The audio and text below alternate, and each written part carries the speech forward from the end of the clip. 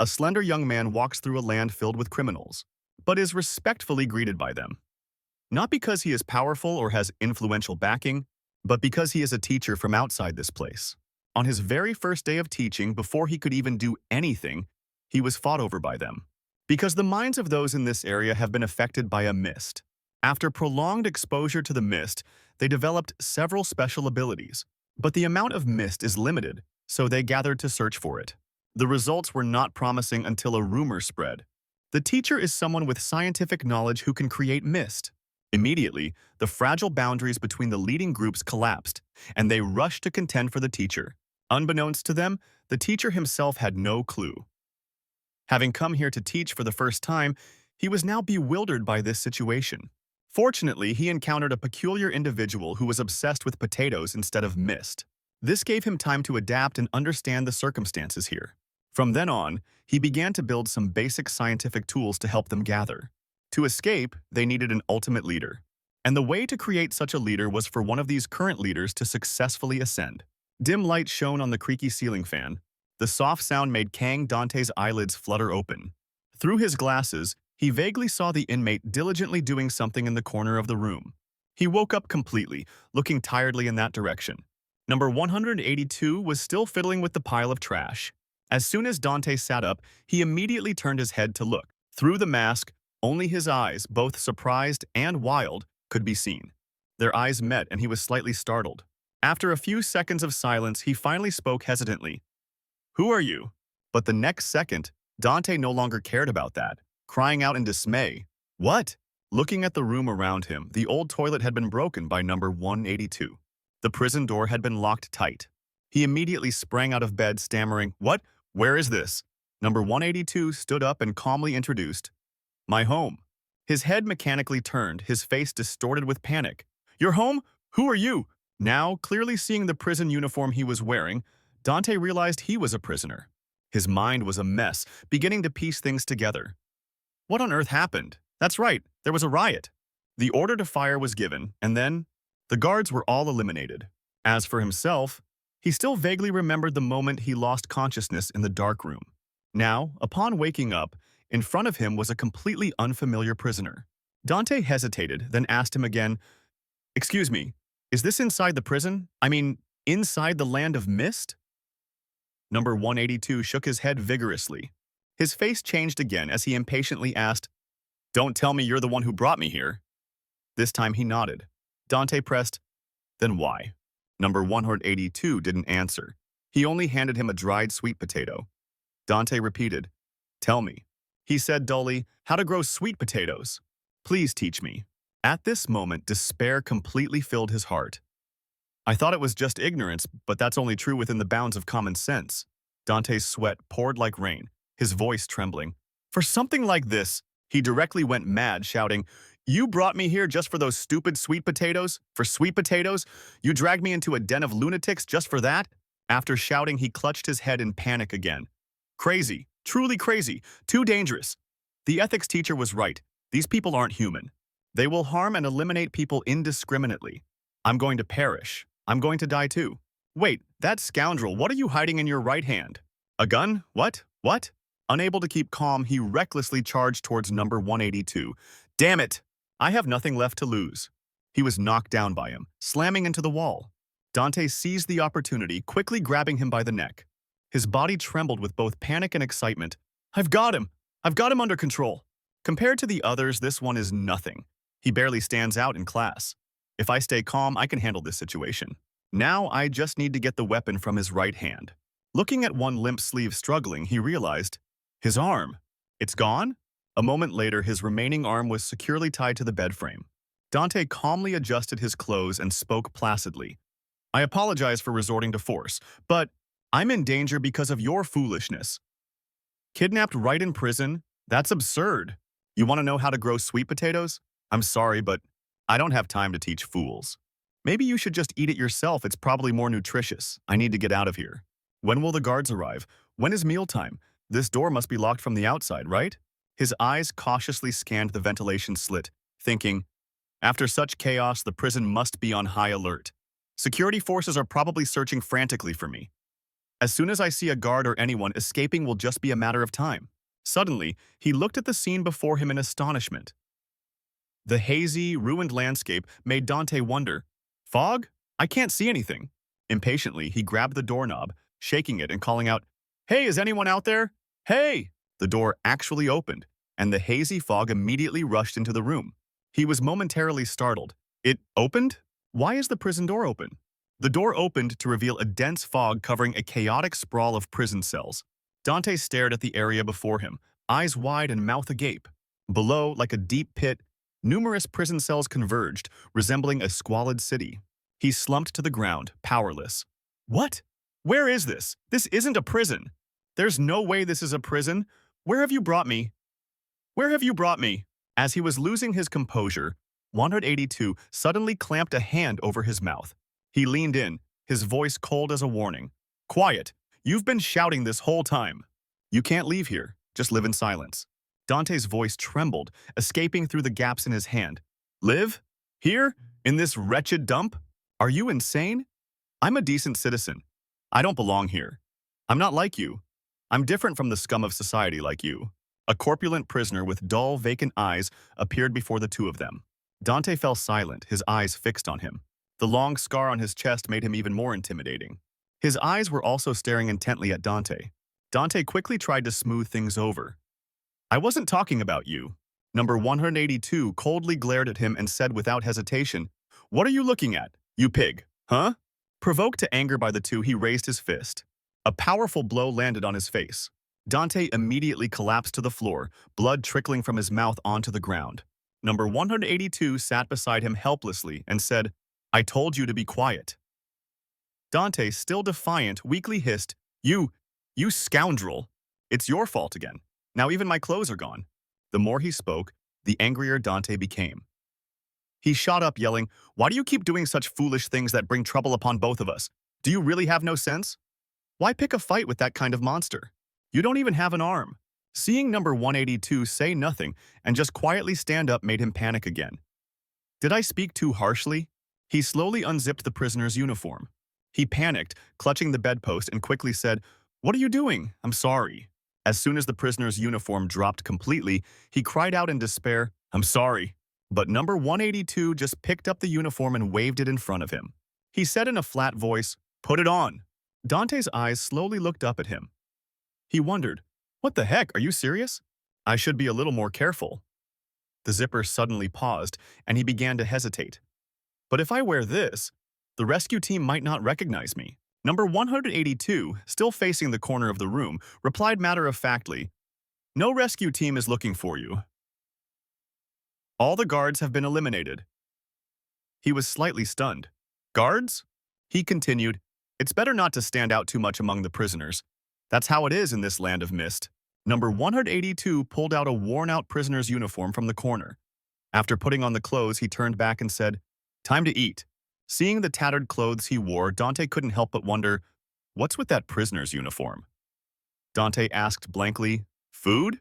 He suddenly realized, is it mealtime? I can't encounter the guards. Outside, someone was softly humming. From the cell across the way, an excited prisoner's voice could be heard. "This is great!" The corpulent man who had snatched Dante's suit earlier was now engrossed in trying on clothes. "It fits perfectly. It's definitely mine. Those glasses, they look really cool. I should have taken those too." Another prisoner entered his cell and called out casually, "Sweetheart, where did you get that outfit?" Seeing them, his eyes widened in terror. He immediately knelt down and greeted, "Boss." The corpulent man dared not hide anything and could only honestly recount, "A nerd in Tofu Village. There's a glasses-wearing nerd in Tofu Village. It seems he just moved in." The leader's voice carried a hint of interest. "In Tofu Village? So that's where he is?" Thinking the leader's attitude had softened, he spoke comfortably. Yes, he dared to wear nice clothes, so I just took them. Cute, right?" Immediately, a blade was plunged into his round head. The leader struck repeatedly, until the corpulent man fell lifeless onto the cold ground. The leader dragged his gaunt body, muttering as he walked, "So I finally found you, huh?" He carried his weapon with him, coldly uttering two words, "Teacher." Outside the cell was the scene of a forest made entirely of gray concrete. The prisoners here were all contorted and disfigured, their skin resembling camouflage. Their eyes were like those of ravenous beasts. Dante nervously stepped outside, clutching a self-defense item, thinking to himself, "What in the world? Who are these people? Are they human or beast?" A crow with piercing eyes glanced at the two of them. This was the Mistland, and it didn't look like a prison. It looked more like a dense jungle.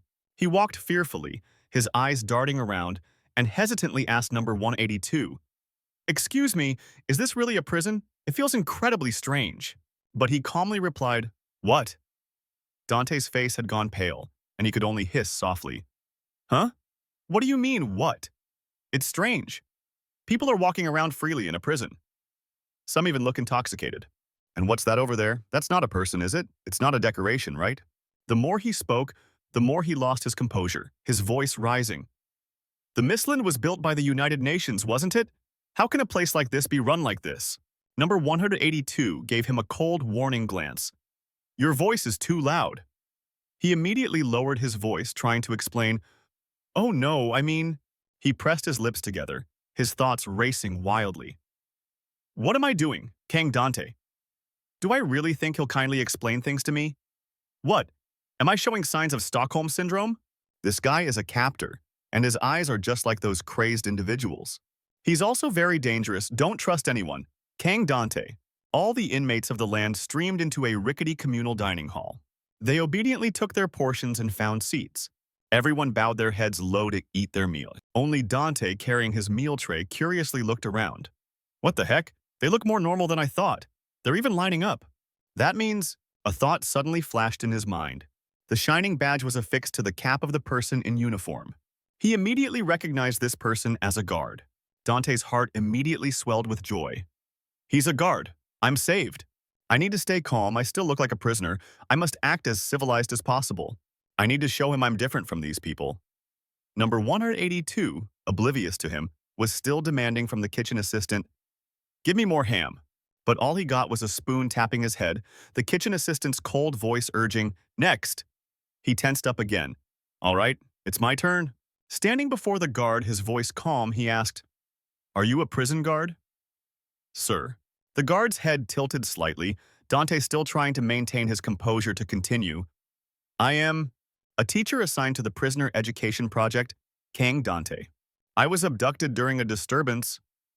His voice dropped to a whisper to avoid attracting the attention of other prisoners. "By the masked man on the right." But the guard still didn't react. Dante didn't give up, still trying to explain. "You know there was a disturbance, right? If not, please contact your superiors immediately. Teacher Kang Dante is missing. They must be looking for me." But all he saw was a stream of drool flowing from the guard's mouth. He called out in astonishment, "Officer?" Seeing the guard's face clearly, an indescribable shock appeared on his own. The guard also had a distorted appearance, as bizarre as the prisoners. Dante stared blankly at the guard, speechless. "Why are you..."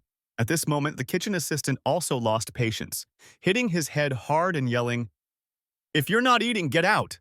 Here, each person's meal was just a small, simple portion. Scant, Dante felt lost, only a few thoughts drifting through his mind. What's happening? What's with that look? What's with that look? He's not a guard. No, he's wearing a guard's uniform and he has a badge. Why don't I see any other guards or officers? Are they really looking for me? What is this situation? Something is wrong. Something is truly wrong. I'm done for. At this rate, I'll be stuck here forever. Just as this fellow said. His voice, filled with despair, turned to call out to number 182, "Student!" He forced a smile and suggested, "Sweet potatoes. You said you wanted to grow them, right?" Dante endured, for this was his last resort. He smiled brightly and said, "I'll teach you how to grow as many sweet potatoes as you like, but in return, help me get out of here." I've decided to take advantage of his foolishness. Number 182's voice remained unchanged as he said, "Hey!" Just as he was hoping his plan would succeed, the other man threw cold water on it. "Do you think I'm an idiot? Just for a few sweet potatoes?" Dante flinched but still tried to persuade him. "What? No, that's not what I meant. You said you brought me here because you wanted to learn how to grow sweet potatoes, right? Once I've taught you, there'll be no reason for me to stay, so I have to leave. Don't I? You should take some responsibility for bringing me here." He was silent for a moment. Then he calmly told him, "To get out of here, you must become the supreme leader." Dante kept his composure and tried to ask further. "What, supreme leader? Like the boss of this place?" Number 182 said bluntly, "Someone like you could never do it." He replied, deflated, "I don't really want to either." But now Dante knew more. So you mean only the Supreme Leader can contact the outside world?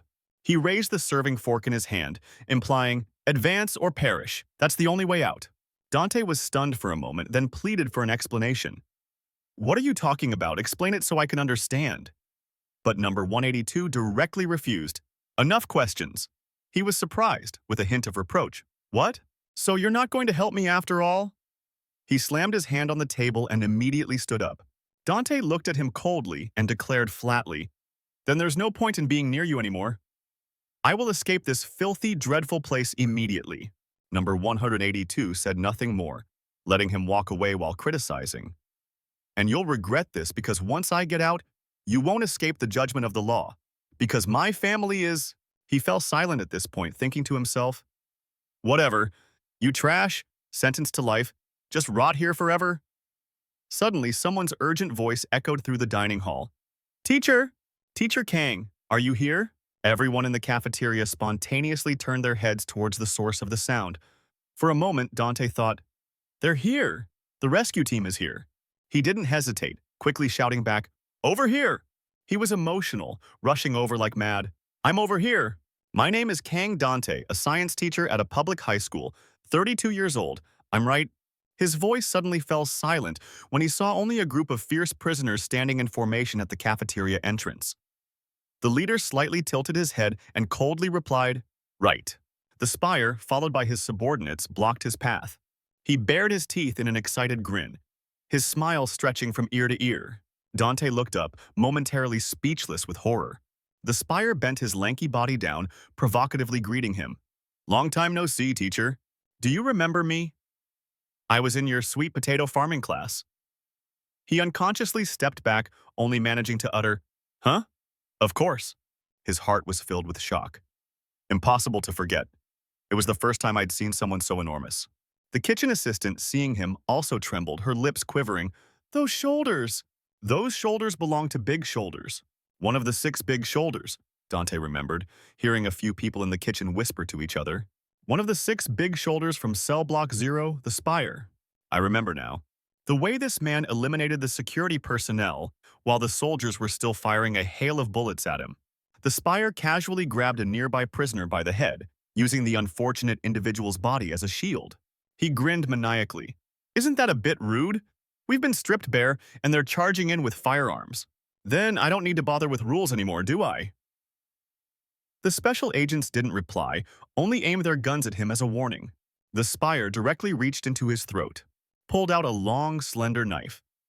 Recalling that scene, Dante still had to exclaim, "An unbelievable act." And then, with a single strike, his body twisted and danced in the crimson feast he himself had created. All the special agents and many others collapsed. At this moment, Dante couldn't believe it. He fell to his knees. His words were slurred. "Why? Why are you looking for me?" The Spire, hands in pockets, calmly replied, "Why else? We have to continue our lesson. Oh, by the way, I'm no longer interested in sweet potatoes. This time, let's learn a real lesson. Creating fog." Saying this, he pulled out several strange smoking orbs. As soon as they saw what the Spire brought, the prisoners immediately showed a craving for them, mechanically saying, "The fog is here. It's the fog, the fog." And it was a massive cloud of fog. Only Dante looked at the orbs in his hand with a pale face, muttering, "Now that I think about it." One of the Spire's companions sternly ordered, "Stop rambling. Just tell us how to create the fog." This thing called fog. He examined the object in his hand for a moment, unable to suppress his curiosity. "This blue lump." Dante cautiously looked up and asked him, "What is this?" His voice showed a hint of surprise. "What? You really don't know?" The Spire, agitated, pressed his face close to Dante's, criticizing, "Impossible! You're a science teacher. How could you not know? Aren't teachers supposed to know everything?" His actions startled Dante.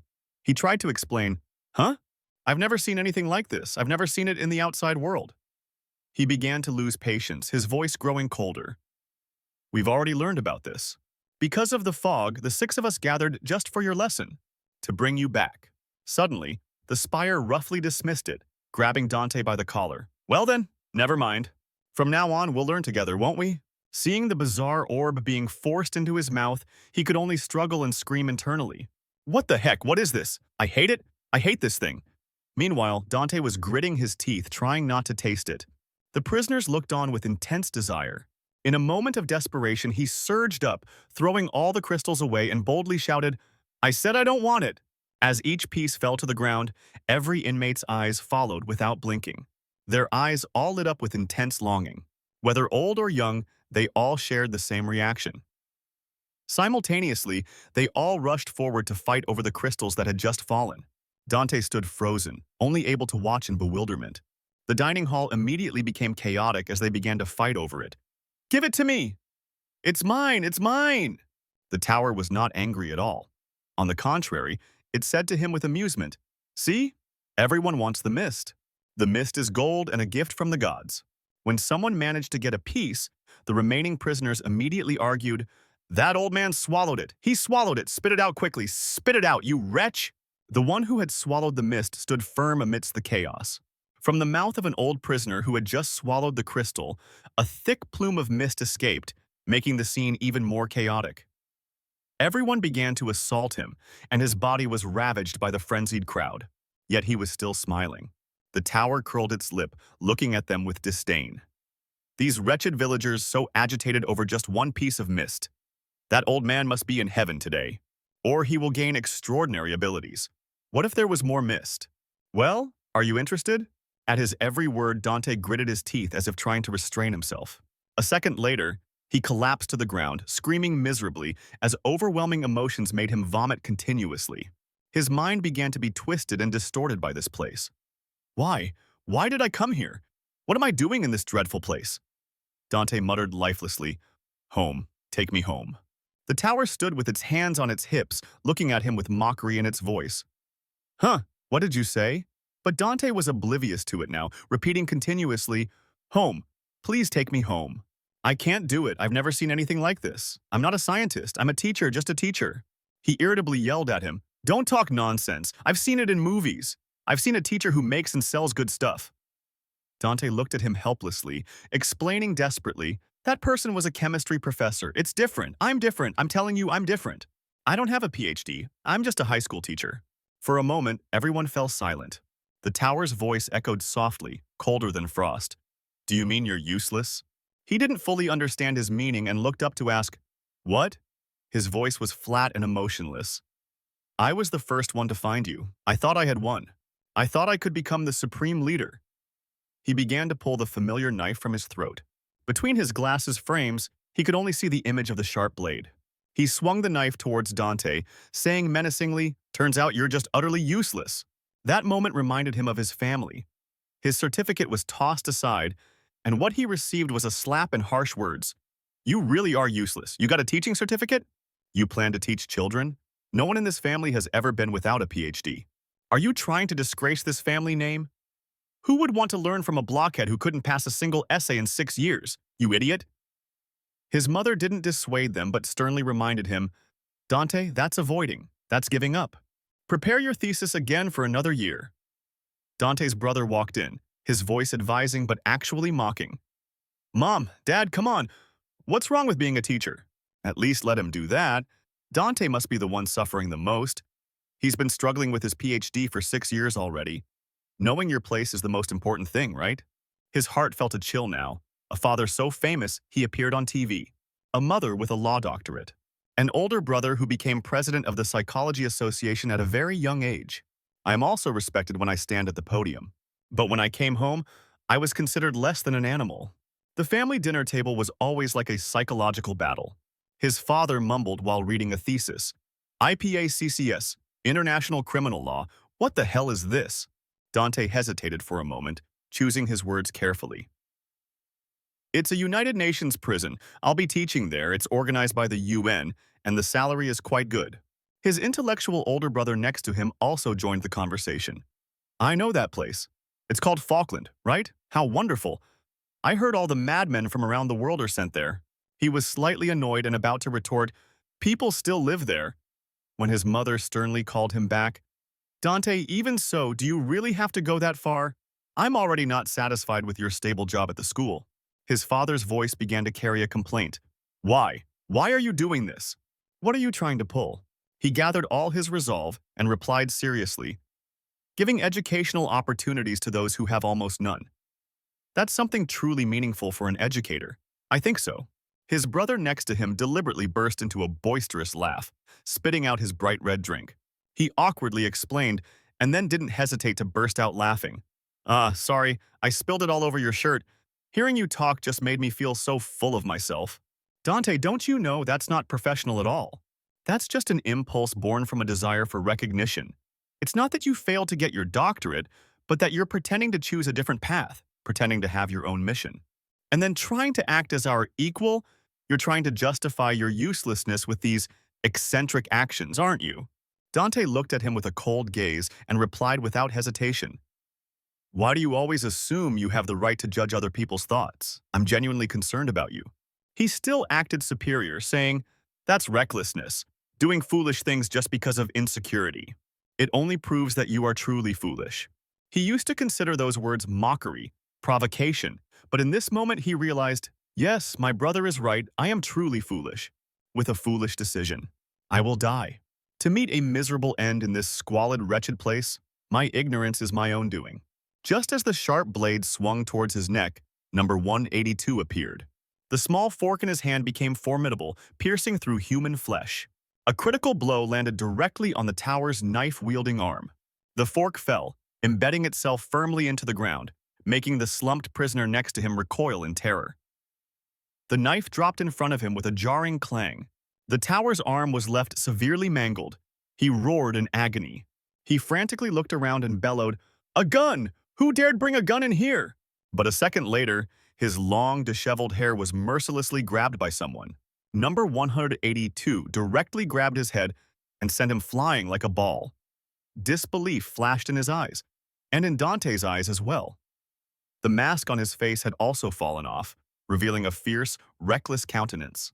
Number 182, without hesitation, delivered a direct knee strike to his face. His long spine suffered a violent impact, then each vertebra shattered. His neck twisted to one side, and his massive, powerless body began to fall. Now he was merely a towering, lifeless husk of the tower. Every prisoner witnessing this scene was instantly stunned, mouths agape, unable to utter a word. In their eyes, the giant now resembled the Leaning Tower of Pisa. Someone, they didn't know who, stammered, "The tower! The tower!" And as he fell heavily and powerlessly to the ground, they cheered in unison, "The tower has fallen!" Dante sat dazed on the ground, witnessing the last-minute turnaround. Everyone, including him, turned their gaze towards number 182. They cheered as if making a declaration. A new star has been born. The prisoners began to stir excitedly, trampling over the tower's remains as they rushed forward. They eagerly showered him with questions. "Oh, new star, quickly tell us your name. Tell us your name." But number 182 merely looked coldly towards him, his lips moving to utter a few brief words. "Teacher, let's go." Tears still wet on Dante's face, he looked at him with a mixture of shock and gratitude. Seeing him dawdling, the man directly carried him away. Behind them, the prisoners loudly whispered, "Teacher, it's the teacher, the teacher." Back in the dark cell, Dante mildly reproached, "Silly student." He was restless, his mouth continuously muttering, "Oh, I'm still alive, I'm still alive, alive, alive, I'm still alive." Amidst his astonishment, he suddenly remembered number 182 beside him. He then realized, this person is too powerful. Full of questions, Dante proactively spoke up. "Sweet potato, was that a lie? First, why did you even sign up for this class? You too, it's also because of the fog, isn't it?" When this topic came up, number 182 immediately asked, "Can you create fog?" Hearing this, he jumped, quickly shaking his head and waving his hands. No, please spare me. Please, I'm sorry, I'm sorry." The man looked at him helplessly and explained, "I originally went because they said they'd give new clothes. There's a line of people blocking the way." He coldly demanded of the prisoner in front of him, "Get out of the way." The man calmly replied, No cutting in line. Don't you see everyone is queuing?" He looked in the direction the man pointed and wondered, "What is that?" The man, with a touch of kindness, enthusiastically said, "Strangers have arrived. They say they're going to teach something. The competition is really fierce." "You should get in line too," he replied. I don't want to. The prisoner casually said, but they said they'd give new clothes. You have to maintain a proper appearance in front of the teachers, right? This is an event after so many years. I'm so excited. We might learn something amazing. Hearing number 182's story, Dante was slightly surprised. The reason I signed up for class, huh? So why did you save me? He looked at him, explaining a bit sulkily, I didn't save you. I saved my new clothes. Huh? But you didn't teach me anything, and you even wet yourself. He was stunned, not understanding his meaning. Wet myself? Number 182 then pointed at the spot on his pants that was soaked. You wet my new clothes. Later, in the distribution room, the weak prisoner was stripped of his clothes by two people, left with no choice but to run back to his cell unclothed. Dante, running water to wash clothes, said, Somehow I even got my own clothes. The method was a bit questionable, though. I'll quickly wash your clothes and return them. But are those ragged clothes you're wearing a sentimental keepsake? Why do you keep them? You have new clothes now. He indignantly pointed at the worn-out shirt he was wearing and asserted, This is mine too. He helplessly nodded in agreement. Yes, I know, but why don't you throw away that filthy thing? Number 182's expression grew even darker as he pointed at the number printed on the shirt and said, It says 182 on it. It's mine. Then pointed to the shirt he was washing. This one says 182. It's mine too. All of it is mine. He was stunned, stammering, unsure how to express himself correctly. So you mean that dirty outfit is also precious? Or do you not have hands to wash them? I'll wash that outfit for you. A moment later, number 182 actually took off the old clothes he was wearing for him to wash. Dante could only scream internally, Darn it! Night gradually fell upon this place. A few freshly washed clothes hung in the small laundry room, dripping.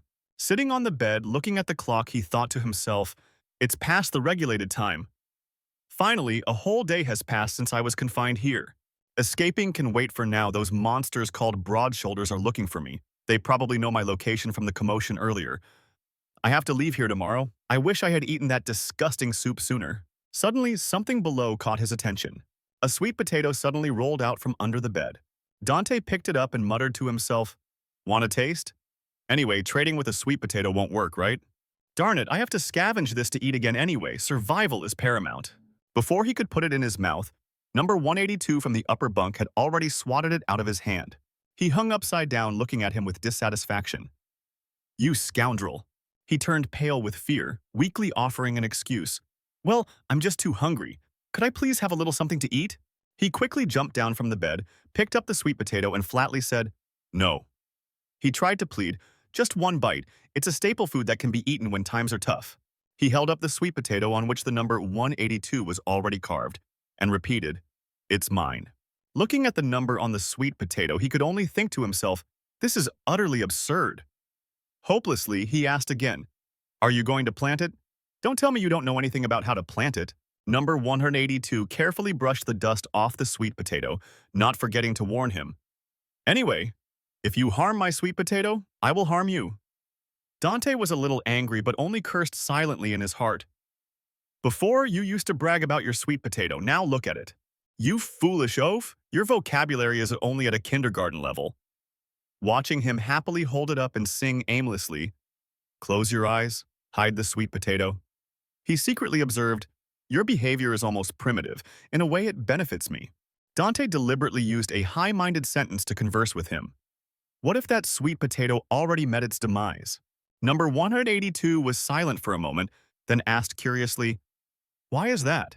He looked serious and used some vague theories to scare him. You cut it to carve your name. Remember? The sweet potato is sick because of you. It will contract a terrible disease called browning. Seeing the man's eyes begin to waver, he couldn't help but feel excited. He's losing his mind. Dante immediately used manipulative words. Of course, there's a way to revive it. Oh dear, after the failed transaction, it's hard to tell you this. I'll just tell you one thing. It needs sunlight. Number 182's voice softened slightly, sounding vague. Sunlight? Dante continued seriously. The fog in the land of mist is so thick that it obscures even the sunlight. You must go to a place where the fog is thinner. His voice began to soften as he told him, This tofu village is where the fog is thinnest around here. He waved his hand, offering a suggestion. No, that won't be enough. See, even clothes don't dry well here. At the very least, you'll have to reach the front gate of the fortress. That's the entrance to the Land of Mist. A small workshop was temporarily set up in the middle of this land. The person in charge inside was using some makeshift tools to treat the prisoner. With each nail hammered into the frame, the prisoner tried not to cry out in pain. As the person in charge reset Tower's broken bone, he coldly asked, "How long will it take to recover?" One of his comrades reassured him, "Don't worry, I've brought the best architect." He angrily cursed again. "You should have brought a doctor, you idiot." He tilted his head back and hissed, "Damn it, what the devil happened? My talent has accumulated in the mist for a long time. The strength of my spine is even more durable than rebar, especially my extremely tough neck bone. He broke it with just one blow." He chuckled, muttering to himself, "That foolish teacher is finished now.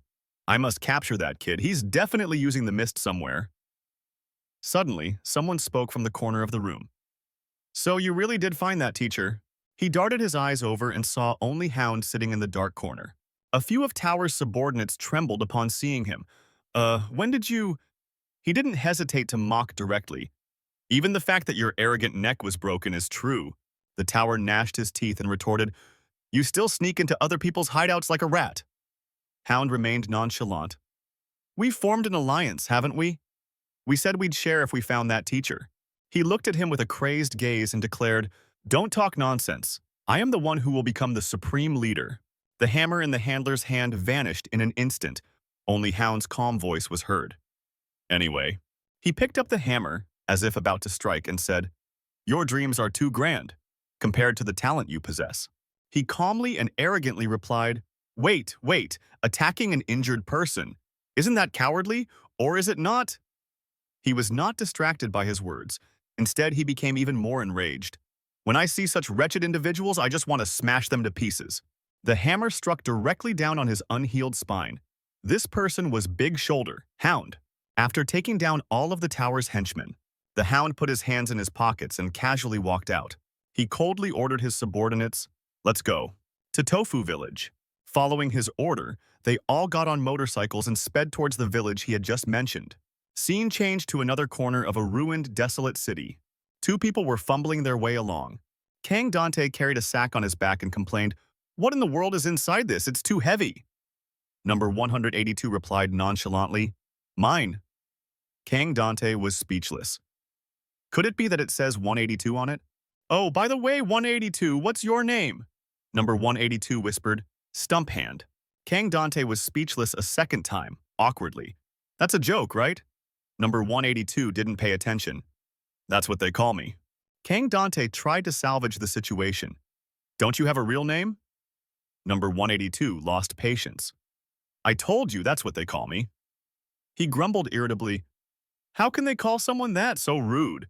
Then 182 sounds better. Then Kang Dante continued to ask. He had countless questions for his new friend today. "All right, 182, why do you wear a mask? Are you a thief? Or a robber? How did you end up in Falkland?" Number 182 sadly, "I've always been here." "Always here?" Kang Dante was suspicious. "What do you mean?" Number 182, annoyed by the questions, yelled, "Why do you ask so many questions? You're the teacher, shouldn't I be the one asking them?" Kang Dante grumbled, "Teachers are people too." Number 182 disagreed. "You talk too much, and it hurts too much." He tried to defend himself. "Occupational habit." Number 182 snapped irritably, "Shut up!" Then the two continued forward. After walking for a while, Kang Dante couldn't take it anymore and sat down heavily. "Let's rest a bit. I'm hungry and out of energy." "How much further to the entrance?" "It feels like we've been walking for 2 hours and it's the same path repeating." Number 182, clueless, uttered a shocking statement. "I don't know the way." Kang Dante was dumbfounded, his fur bristling like an angry, startled cat as he yelled in outrage, "What? Why are you only saying that now? So we've just been wandering aimlessly for the past 2 hours? I'm going to lose my mind." He flopped down, demanding compensation. "I can't go on. Either carry me or find something to eat, if you want to save the sweet potato." Before he could finish, number 182 fell forward, motionless. Kang Dante, bewildered, sprang up. "What are you doing?" 182, "I'm asking what you're doing." He tore off his mask, calling out, 182. Kang Dante froze, looking at number 182's face. His eyes were wide and vacant, Fluid streamed from his nose and mouth and his face was drenched in sweat. He cried out in alarm, 182! Kang Dante repeatedly slapped his face, loudly asking, "Are you hurt? What happened so suddenly? Don't do this. Wake up." Kang Dante turned his face to look behind him, his voice soft with fear as he pleaded, "Don't leave me alone." Then, agitated, he shook the person up and down, his mouth continuously protesting, "Don't leave me alone here. You fool, open your eyes, please." Just then, the hound swooped down from the sky. He landed behind the two of them. Kang Dante, startled, glanced behind him. He reached out his hand towards him and pried open one of his eyes, leaving Kang Dante utterly bewildered. The hound observed his eyes suspiciously. You're a normal person, aren't you?" Kang Dante, still clueless, asked, "What?" The hound withdrew his hand. "Oh, sorry." Inside the prison cell, Rambutan poked his head back in. "That was a loud noise. I'm curious what happened." Kang Dante paid no attention, continuously stuffing steamed buns into his mouth. Rambutan, unheeded by him, reminded him, "You'll choke." Lychee from behind also turned and smiled faintly. "Eat slowly, there's plenty left." Kang Dante awkwardly scratched his head. "Thank you, you all saved my life." He thought to himself, "They're normal people." The two of them smiled cheerfully and introduced themselves. "I'm Rambutan." "I'm Lychee." Kang Dante responded congenially. "Oh, I'm Kang Dante. You two are the first people I've really been able to talk to here. And there are women, too." Lychee hugged Rambutan's neck and laughed. "Oh, do I look like a woman?" Kang Dante froze. No?" Lychee explained. "I cut my hair short to look more like a man. You see, in Tofu Village, women stand out too much." Rambutan chimed in. "We came from the inside. The closer you get to the center, the less the concept of groups exists." Kang Dante, doubtful, asked, "The center? Are there many normal people like you two in the center?" Rambutan laughed heartily. "Not really. Tofu Village is where the discarded ones end up. There are many degenerates here. Anyway, are you new or have you never used the mist before?" Kang Dante seriously adjusted his glasses. "Well, actually, I'm not a prisoner." Rambutan was dumbfounded. "What?" Kang Dante stated seriously, "I can't explain the details, but I was abducted. By that guy lying there, struggling." Rambutan seemed to realize something. "You mean you were abducted into the land of fog?" Kang Dante nodded frantically. Seeing him nod, Rambutan gasped in surprise. "Wait, you were abducted during the teacher abduction campaign?" Kang Dante was suspicious. "What? You guys know about that?" How do you know?" Rambutan explained. "Everyone knows. The leaders arranged it beforehand. They even blocked others from joining the class." Kang Dante thought indignantly, "What the heck? So that's what happened. What are those idiotic bosses doing?" Rambutan marveled. "So the main character is right in front of me." Kang Dante asked suspiciously, "No offense, but you're not a spy for the bosses, are you? A spy?" Lychee spoke up, pointing towards number 182. "Well, what happened is I've never seen a boss like him. I don't think he's one of them." Kang Dante was also dumbfounded. "He abducted me just to learn how to grow sweet potatoes." The statement successfully made Rambutan and Lychee burst out laughing. "Are you serious? Not because of the fog, but because of sweet potatoes?" "Oh, sorry, it's just sweet potatoes of all things." Seeing them laugh, Kang Dante was overjoyed to the point of tears, thinking, "You actually laughed. These ordinary people, they're laughing with me, understanding the dark comedy of my situation." Seeing his tears, Lychee reminded him, "Stop laughing. You'll make him cry now." Rambutan's doubtful smile faded. "So you're stuck with that guy?" Kang Dante disagreed. "Not exactly. Currently, I'm following him, using him as a bodyguard. But perhaps due to heat stroke, he suddenly collapsed like that." Lychee explained, "That's limbo." Kang Dante was confused. "Limbo?" Lychee continued. "A type of withdrawal symptom, fog withdrawal. You've seen people struggling on the streets, right? They fall into limbo due to a lack of fog. He'll wake up soon, but repeated limbo will melt the brain over time." Kang Dante paused. "So then, what exactly is the fog?" The two looked at each other in surprise. "You really don't know anything about the Mistland?" Rambutan crossed his arms and seriously explained, "The mist is a divine medicine that bestows talent. It enhances latent or desired abilities within each person." Kang Dante was shocked. "That's possible?" "Not only possible, it surpasses human limits." With this power, we will escape. Meanwhile, the Hound was still on the trail. His men were scouring everywhere to find him. They haven't gone far, that teacher is still there. In the leader's domain, the Bone Eater, faceless. Blurred back, Drillhead in Tofu Village. Back to Kang Dante, he was trembling in disbelief. Pattern blue. Rambutan smiled and extended an invitation. Dante, will you come with us? Kang Dante shouted without thinking. Yes, then immediately regretted it. Wait a minute. I appreciate this offer, but as a civilian, meeting with the guards or the administration should be the top priority. He thought to himself, if I carelessly get involved with the prisoners and attempt to escape, I'll truly become a criminal charged as an accomplice in an escape. And that's if the escape succeeds. If it fails, Rambutan's face darkened with displeasure. I'll never be seen again. By the Executive Bureau or anyone else, no one will attempt to enter Falkland. Addicted to the fog, just step into it by mistake, and you'll become unable to live without the fog. That applies to you too. Dante. Kang Dante panicked. Why? I've never used the fog. I don't intend to use it either. Rambutan said ominously, that's not up to you.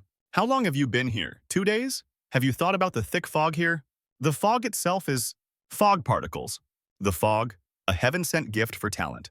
To manifest that talent requires countless fog particles, but to become addicted, just the fog particles are enough. The fog slowly permeates your lungs and will constantly make you crave it.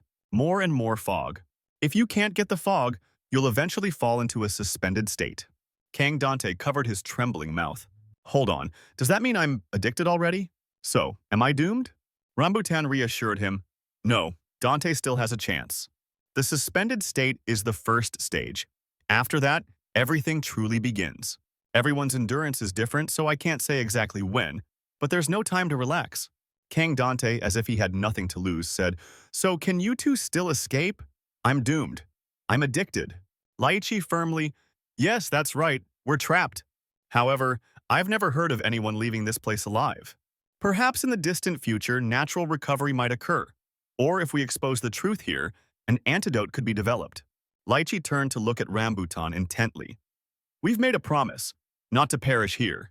Rambutan looked back at her, smiling in response. Even if we remain in limbo our entire lives and forget each other, we will meet under a clear sky. They thought of a beautiful and happy future. Kang Dante watched them embrace warmly. How irritating, but that's the truth. They're being sincere. Number 182 also woke up, looking at the two embracing with a murderous glint in his eyes. Kang Dante's eyes met his, and he startled, shouting loudly, making the two embracing startle and look back. He looked at number 182 in a panic. He's awake. What should we do? Then there's no need to waste time with that foolish sweet potato anymore. What if we tell him we're escaping with these people? Will he attack us? What if he eliminates these individuals? Number 182 casually reached into his pocket and pulled out a sweet potato. Is it safe outside? Kang Dante was drenched in nervous sweat. Rambutan spoke up, reminding him, Dante, why are you so scared? He's just a fog-bound husk. Once someone enters a suspended state, they'll be powerless until their next use of fog. Dante will win, right? Kang Dante sighed in relief. What a relief. I was worried you two would get hurt. Rambutan spoke up. If this guy is a problem, as he finished speaking, he burst with power, his legs swelling with muscle. His leg rose high before Subject 182. Subject 182 glared at him with intense hostility. Should I eliminate him now? Rambutan froze. Kang Dante panicked. Wait! Stop! His words successfully made the two confronting each other pause and turn to look at him. I don't think there's a need to eliminate him. He stepped forward, crouching slightly as he gently asked, Hey, I'm leaving this place. I have no intention of living here. Now, let's each go our separate ways. Do you understand? Subject 182 looked bewildered. Sweet potato! Kang Dante frustratedly snatched the sweet potato. He poured some water into a cup. Then he held the cup of water with the sweet potato and brought it before Subject 182. Here, if you do this, the sweet potato will sprout on its own. Of course it needs sunlight. Then he put the cup in his hand and pulled him up. Now, you have to take your precious friend out into the sunlight, right? Hurry up and go. Otherwise the sun will set. Subject 182 looked at him with a crestfallen expression. I don't know the way. Me neither. Kang Dante yelled, Rambutan, please, get this guy out of here. I'll go with you. Even if there are gunshots outside or we get apprehended for aiding an escape, let's just do it. The glass of water in number 182's hand slipped, spilling all over the ground. He was also thrown back with it. Number 182 looked up, gazing at the glass of water and the sweet potato. Memories of the past gradually flooded back. As a child, he sat with a little girl in front of a TV screen. "Do you know what a puppy is, or a cat?" The girl happily explained. "They're animals, like a crow. They have soft fur, they're very small and cute. If someone raises one, it will understand words. If you say, 'Come here,' it will run to you." The girl smiled, tears welling up, and patted number 182's head. "I want to raise a puppy too. Someday, when I'm outside." The memory ended, and back in reality, number 182 reached out, trying to grab the sweet potato, whispering, "Come here." Scene change. A measuring tape was stretched out 30-some centimeters. It moved 30 centimeters, moved? The two of them looked up at the headless body in the monster's hand. "That fellow." It seems he tried to escape. Kang Dante placed his hand on the door. Then he turned around and asked, "What's the plan? How are we going to get out of here?" Rambutan crouched, preparing to unleash a move, and said, "Let me show you." Kang Dante looked down at his bulging calves, astonished. Just a second later, Rambutan leaped, shattering the prison roof and sending debris flying everywhere. Lychee maintained his calm expression, looking upwards, while Kang Dante was so dumbfounded by this overwhelming display that he exclaimed, "What is this? What's happening?" Rambutan's talent is incredible jumping power. The plan is to jump over the wall. After Rambutan left a large hole in the roof, everyone immediately jumped through the hole to escape, stepping out to a scene of desolate ruins.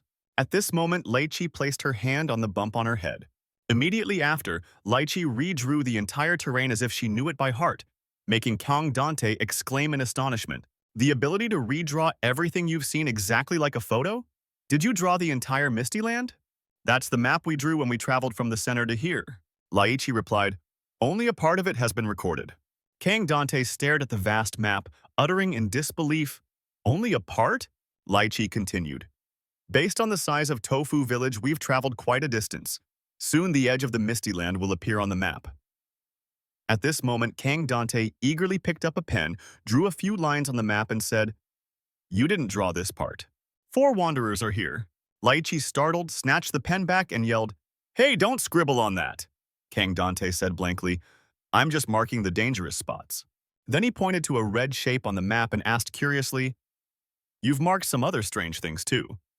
What in the world is this?" Seeing this, both Rambutan and Lychee's faces darkened, and they fell silent.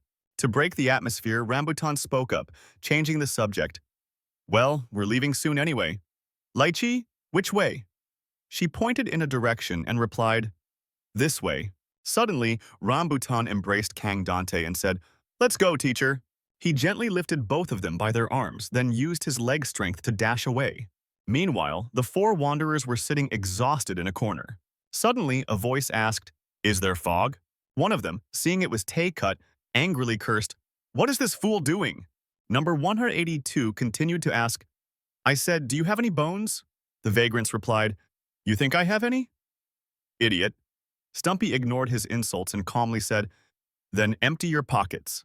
Immediately, the fat man lunged forward, throwing a punch at his face and yelling, "What did he say, this scoundrel?"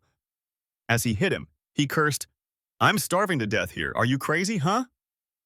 At this moment, the man with the 2 hair buns picked up a spoon, saying hungrily, "Yeah, good, I'm starving too. Let's feast on this one." They say bones come from human flesh. Bone eaters consume people for their bones. The others were stunned to hear him say that. Consume people? Wait, it's almost lunchtime. The man with the 2 hair buns snapped back at them. "Cowards, we must take any bones we can get." Having said that, he pointed the spoon at number 182's face and continued, "Where should we begin to feast?" Suddenly, a slap landed across the face of the man with the 2 hair buns, sending him flying into the rubble. The fat man, minding his own business, was also caught in the crossfire, too bewildered to understand what was happening, exclaiming, "What the heck?" When he looked down at his companion, he screamed in horror, "Steven, that's an eardrum!" The 2 remaining companions were also stunned, mouths agape. Looking back at the man who had just struck the one with the 2 hair buns, the vagrants recognized him as Hound. The terrified vagrants ran frantically, yelling, "Run! Huh, Hound? It really is Hound! That guy must belong to the Hound gang. Hound then sat down, looked at number 182 and said, I finally found you. Capture them all. Memories flooded back amidst a chaotic battle. Hound punched through a wall with his bare hands, then entered the room where Kang Dante was held. He grabbed Kang Dante by the collar and dragged him away, thinking triumphantly as he ran, I've won! Fools too busy fighting to notice, they don't even realize the master has vanished. Watchtower scoundrel, using your people as human shields. What's the point of an alliance, you think? The Hound thought, and tears suddenly streamed down his face. But before he could fully grieve, number 182 was hot on his heels from behind. One of them followed me here. The Hound immediately turned around defensively and questioned, which gang do you belong to? Judging by your style, probably Bone Eater, Greenhead. But in response to those questions, number 182 gave a completely unrelated answer. Are sweet potatoes animals too? The Hound, his head full of question marks, said, What are you talking about?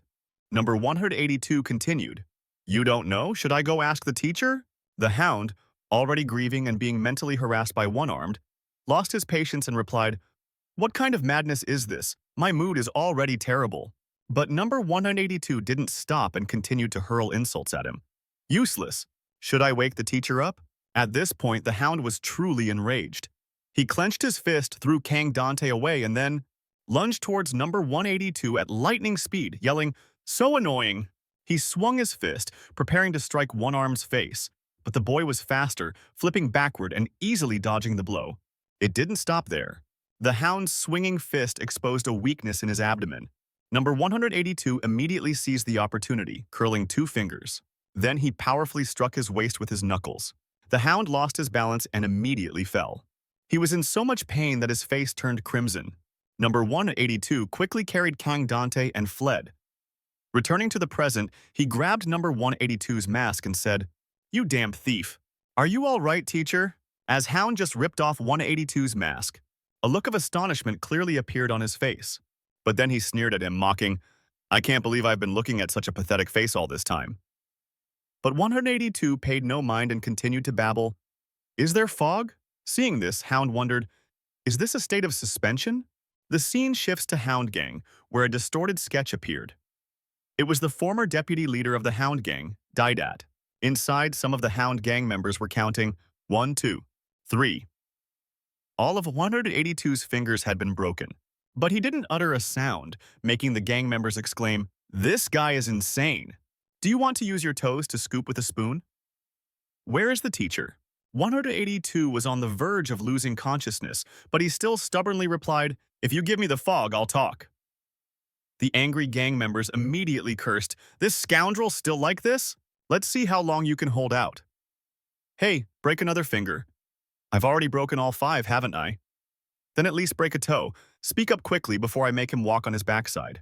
At this point, 2 individuals were observing the entire scene. The one sitting next to Hound was Slick, the second in command of the Hound Gang. Seeing 182's stubbornness, he had to exclaim, At this point, that scoundrel probably doesn't feel any pain anymore. Hound, just give him some fog, it's taking too long. But Hound firmly replied, No, absolutely do not give him any fog. Slick, a little surprised, turned and asked, What's so scary about it? At the same time, the gang members were still enthusiastically playing with 182. Hound, break it, I'll break his toe. Slick, still not understanding, continued to ask, What's so scary about that skinny kid? But Hound, observing more shrewdly, immediately retorted, Do you only see him as a skinny kid? Look deeper, his body is trained to the maximum. His body fat percentage is probably below 5%. Another member of the Hound Gang, lifting weights, chimed in with praise. Anyway, he's quite handsome, very perfect. Slick, hearing this, became furious and immediately yelled, What's the use of that? Don't you know that without fat you'll feel more pain from blows? Hound, full of concern, rested his hand on his forehead and said, But he doesn't seem to feel pain. Suddenly, Slick loudly interrupted him. Hound! Others have also started to act. The news that the teacher is in Dubu village has been leaked. If the teacher falls into the hands of others, we will have no more chances. You thoughtlessly broke the alliance. No matter how you look at it, eliminating Thap there was a mistake. Hearing this, Hound's face darkened and veins popped out on his forehead. A mistake? For those who harm our brethren, there is only retribution by blood. Stop acting like a good-for-nothing. Slick, seeing this, replied cautiously, if you think deeper, that's what I meant. We need to collect the mist. Didat, even in death, would want that. Suddenly, Hound slammed his hand down on the table. Making Slick so scared he almost soiled himself, he quickly dodged to the side. But he just picked up his beer can, preparing to drink, and continued, of course, we won't let Didat's death be in vain. For him, we will definitely rise together. Raise your glasses for Didat, bottoms up. Everyone in the Hound gang also cheered in unison. Bottoms up, bottoms up. But as soon as he took a sip, Hound spat it all out, soaking the portrait of the former deputy leader of the Hound gang. Everyone in the gang was startled. What's wrong? Hound? Hound? Didat's portrait. Hound, are you okay? Hound clutched his waist and struggled to say, damn it, don't make a fuss, I just choked. But inside, he was screaming in agony. In that brief moment, it precisely targeted my ribs and struck. I'm sure since then, my liver function has worsened. Then he threw the empty beer can at number 182 and called out, I don't know about the others, but you can't fool me. That wasn't luck, it was technique. Especially in the land of mist, where people only believe in power from the mist and fighting. Krav Maga. Isn't that right? And these shoes. You're a soldier? Cut to Kang Dante. After searching for a while, he and the other two found the gate to exit this place. Kang Dante was overjoyed. That's the way out. It really is the way out. Suddenly, Rambutan grabbed his shirt, pulled him closer, and shouted, Dante, wait a minute, do you see it? There's a watchtower there. Only then did Kang Dante and Lychee notice the watchtower right next to the gate. Kang Dante asked curiously, do you think there's someone in the watchtower? Rambutan replied coldly, I don't know. But Kang Dante didn't stop, continuing, if there's someone, can I go alone from here? Rambutan snapped, don't be foolish. At this moment, Lychee spoke up. What will you do alone? Are you going to knock on the door? Maybe just by getting close to the door. Suddenly, Drillhead popped up from somewhere and warned, they'll shoot you. They'll start shooting if you get close to the door. Lychee, completely unaware, unconsciously replied, I understand. As soon as the words left his mouth, all three, Ane froze. They quickly backed away in a panic, shouting, oh my goodness! What is this, a sweet potato? Drillhead angrily yelled, don't call me a sweet potato. Underground, he thought bitterly to himself. You called me a sweet potato? At this moment, Kang Dante recognized him and quickly shouted, that's him? He's the guy from the class. Rambutan immediately stepped in front of him, warning, Dante, step back. This person, he's a big boss. Hearing that, Kang Dante couldn't help but exclaim in surprise, huh? A big boss? Is this person also a big shot? Immediately after, a group of people with traffic cones on their heads rushed forward. They placed the traffic cones on the ground and formed a circle surrounding the three people. Then the guy named Drillhead rushed forward and introduced himself. I am Drillhead, the man who is about to become the ultimate leader. Teacher, come with me. As he spoke, he reached out, intending to grab Kang Dante and take him away. But before he could touch him, Rambutan lunged out, delivering a kick straight to his face, shouting, the teacher will come with us. Rambutan grabbed Drillhead's shirt and slammed him down. After a skirmish, Drillhead looked at Rambutan fiercely and asked, what are you doing? Rambutan shielded Kang Dante, not forgetting to remind him, don't interfere, I found this person first. Drillhead tossed his things aside and rudely asked, what mangy dog crawled in here? Don't you know what fear is? Suddenly, he stood on one tiptoe, one leg bent, performing a ballet move. Then he spun around and around, spinning continuously like a whirlwind. Seeing this, Kang Dante, a little confused, exclaimed, ballet? At this moment, Drillhead took a strong leap, pushing off the ground. He flipped upside down, head first towards the ground, just like a drill boring deep into the earth. Kang Dante stared blankly, not understanding a thing. As if knowing he didn't understand, Rambutan explained, he's coming. A long crack appeared on the road surface. Drillhead continued to accelerate, quickly bursting through the ground to appear behind Kang Dante. He chuckled. Kang Dante reflexively turned to look, and Rambutan immediately charged forward, slamming Drillhead's head into the ground. He was like a drill, boring from one spot to another and emerging from the ground, constantly muttering, slow down, slow, slow. Every time he surfaced, Rambutan kicked him back down. Kang Dante nearby could only crouch down, clutching his head in fear. Drillhead was no longer playing games. He burst up forcefully, aiming directly at Rambutan's rear, muttering calculations. A gap, then a decisive blow. He thrust his small, pointed head into Rambutan's backside. Rambutan was sent flying far away by him. Seeing this, Lychee worriedly shouted, "Rambutan!" The prisoners standing by, watching the spectacle, heard her voice and started buzzing and whispering among themselves. Huh, a woman's voice? It's a woman, she's a woman. Hearing that, Drillhead, who was about to approach Rambutan, suddenly stopped short. He turned back to look at Lychee and asked again, "A woman?" A prisoner unexpectedly rushed from behind Lychee and tore at her garment. He shouted out to everyone, "She's a woman! Truly a woman!" Another one ran over and, with the first one, restrained Lychee. Lychee struggled with all her might, crying out, "Let go!" The two then asked each other, "What do we do now? Should we take her with us?" Kang Dante, seeing this scene, stammered, "Lychee!" He looked at Rambutan, covered in injuries, lying on a pile of dirt and rocks. Then he looked at Lychee, screaming and fighting back against the group. Kang Dante couldn't help but blame himself internally. Me? It's my fault. His eyes were tightly shut, his whole body trembling as he silently pleaded, "Stop." His trembling hand grabbed a rock. Then he sprang to his feet and threw the rock directly at the head of a prisoner who was restraining Lychee. He fiercely shouted, "Stop!" The one he hit in the head with the rock clutched his head in pain, unconsciously crying out in fear, "Please!" The other one, bewildered, also unconsciously let go of Lychee, and Lychee was no less surprised. Staring at him, trembling, she softly called, "Dante." Kang Dante let out another loud shout, then continuously threw rocks at the group. They were hit by the rocks, annoyed by the pain, crying out in yelps, "What the heck is wrong with that guy?" Lychee, just sitting there, also got hit, struck by a rock right in the middle of her forehead. She quickly went to his side, grabbing his hand, which was preparing to throw another, to stop him. She yelled loudly at his face, "Dante, snap out of it!" Kang Dante looked at her and only then regained his composure, urgently asking, "Are you okay?" Lychee didn't answer, only said, "Run."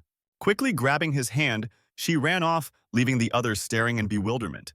Dao Quan kept staring blankly after Lychee, unable to help but exclaim, "That woman is truly beautiful." Rambutan slowly rubbed his backside and stood up. His eyes, full of resentment, glared at Dao Quan, as if sensing his gaze. Dao Quan briefly glanced back at him, then collected himself. Quickly chasing after Kang Dante and Lychee, Rambutan swiftly ran past him. Dao Quan lunged and missed, only managing to grab Kang Dante, while Rambutan fortunately managed to grab Lychee. Each holding one person, Dao Quan suddenly threw Kang Dante to the ground. Seeing this, Rambutan shouted worriedly, "Dante!" Dao Quan embraced him and plunged underground. Kang Dante yelled loudly, feeling dizzy. Elsewhere, a deep, hoarse voice questioned, "Are you a soldier? Special forces or something?" At this, Hound paused slightly, staring at the person sprawled on the ground, then revealed, "I was like that too. I used to be the kind of person who plunged into real battles, before coming to the land of mist." After speaking, he stood up and ordered Slick, "Slick, take it down. Show me every dirty trick you've got. Don't let it get any mist." Outside in the yard, people were coming and going peacefully. Suddenly, shouts of curses echoed from inside the room. "Hound, damn it!" Seeing Slick seemed angry, Buck cautiously suggested, "Slick, what are you going to do? Or should I do it instead?" But Slick became even more irritable and swore, "What are you doing, you idiot? Irresponsible fools!" While cursing fiercely, he suddenly hesitated and uttered, "Hound doesn't have the qualities to be a leader." Then, uncharacteristically serious, he analyzed, "Should it be Hound? The one who will become the supreme leader. If there's a lot of mist, anyone has a chance. Inko, you're very skilled. In a certain aspect, you also have enough qualities to become the supreme leader. Buck, you know how to use your influence well. Any of us has the potential." Hearing himself mentioned, Buck paused slightly, then asked, "Slick, what about you?" Slick said confidently and clearly, "Me? Actually, lately I've noticed my IQ has increased. Every morning when I open my eyes, I realize how foolish Hound truly is." Hearing this, everyone shouted, "What?" Slick calmly explained with an air of wisdom, "Using brute force to climb to the top is outdated. Now is the era of the mind. In this world, that is true power." Buck, a bit confused, asked him, "So what are you going to do?" Slick stated frankly, "I'll find out where the teacher is. But I won't share this with Hound." As he spoke, he rummaged through his pants pocket for something. After a pause, Slick continued. The rest is up to you all to decide. Who do you want to follow? Slick bent down next to one arm. He asked mockingly, Hey, kid, do you want this that badly? Saying that, he held out a mist orb. One arm's pupils widened slightly at the sight of the mist orb, as if craving it. Slick said casually, Then I'll give it to you. Meanwhile, Drillhead pulled Kang Dante out of the drainpipe. He glanced at the bewildered Kang Dante. He smirked and clearly said, Welcome. Now you are in our underground kingdom. On the other side, Slick tossed the mist orb into his mouth, making an exchange offer to one arm. In return, submit to my command, and later you can reveal information about the teacher. Without the mist, don't even think about leaving here. Think carefully. After saying that, he even stuck out his tongue, revealing the small mist orb on its tip for him. One arm's eyes became unusual, following Slick's every movement. He swallowed the mist orb, uttering a threat. I don't give second chances. The mist orb was slowly descending into his throat. Suddenly, one arm opened his mouth and lunged forward. To everyone's astonishment, he, like a mad dog, fiercely attacked Slick's neck to retrieve the mist orb. Quick as a gust of wind, everyone was stunned, unable to react in time. From Inko to Buck and the other prisoners.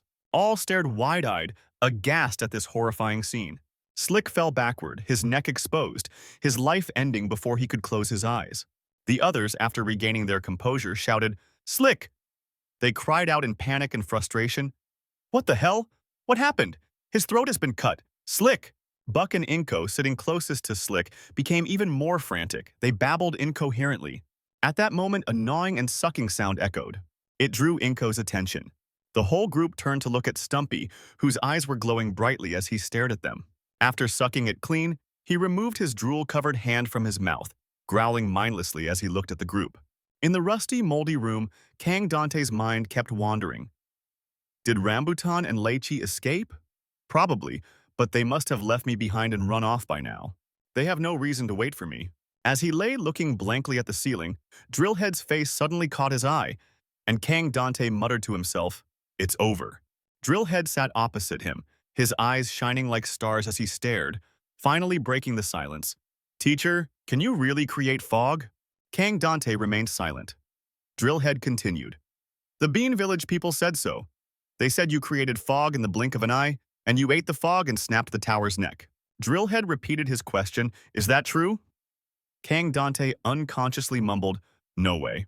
Recalling the tower's face from last time, he couldn't help but curse inwardly, absolutely useless. His face was so tense that he was sweating.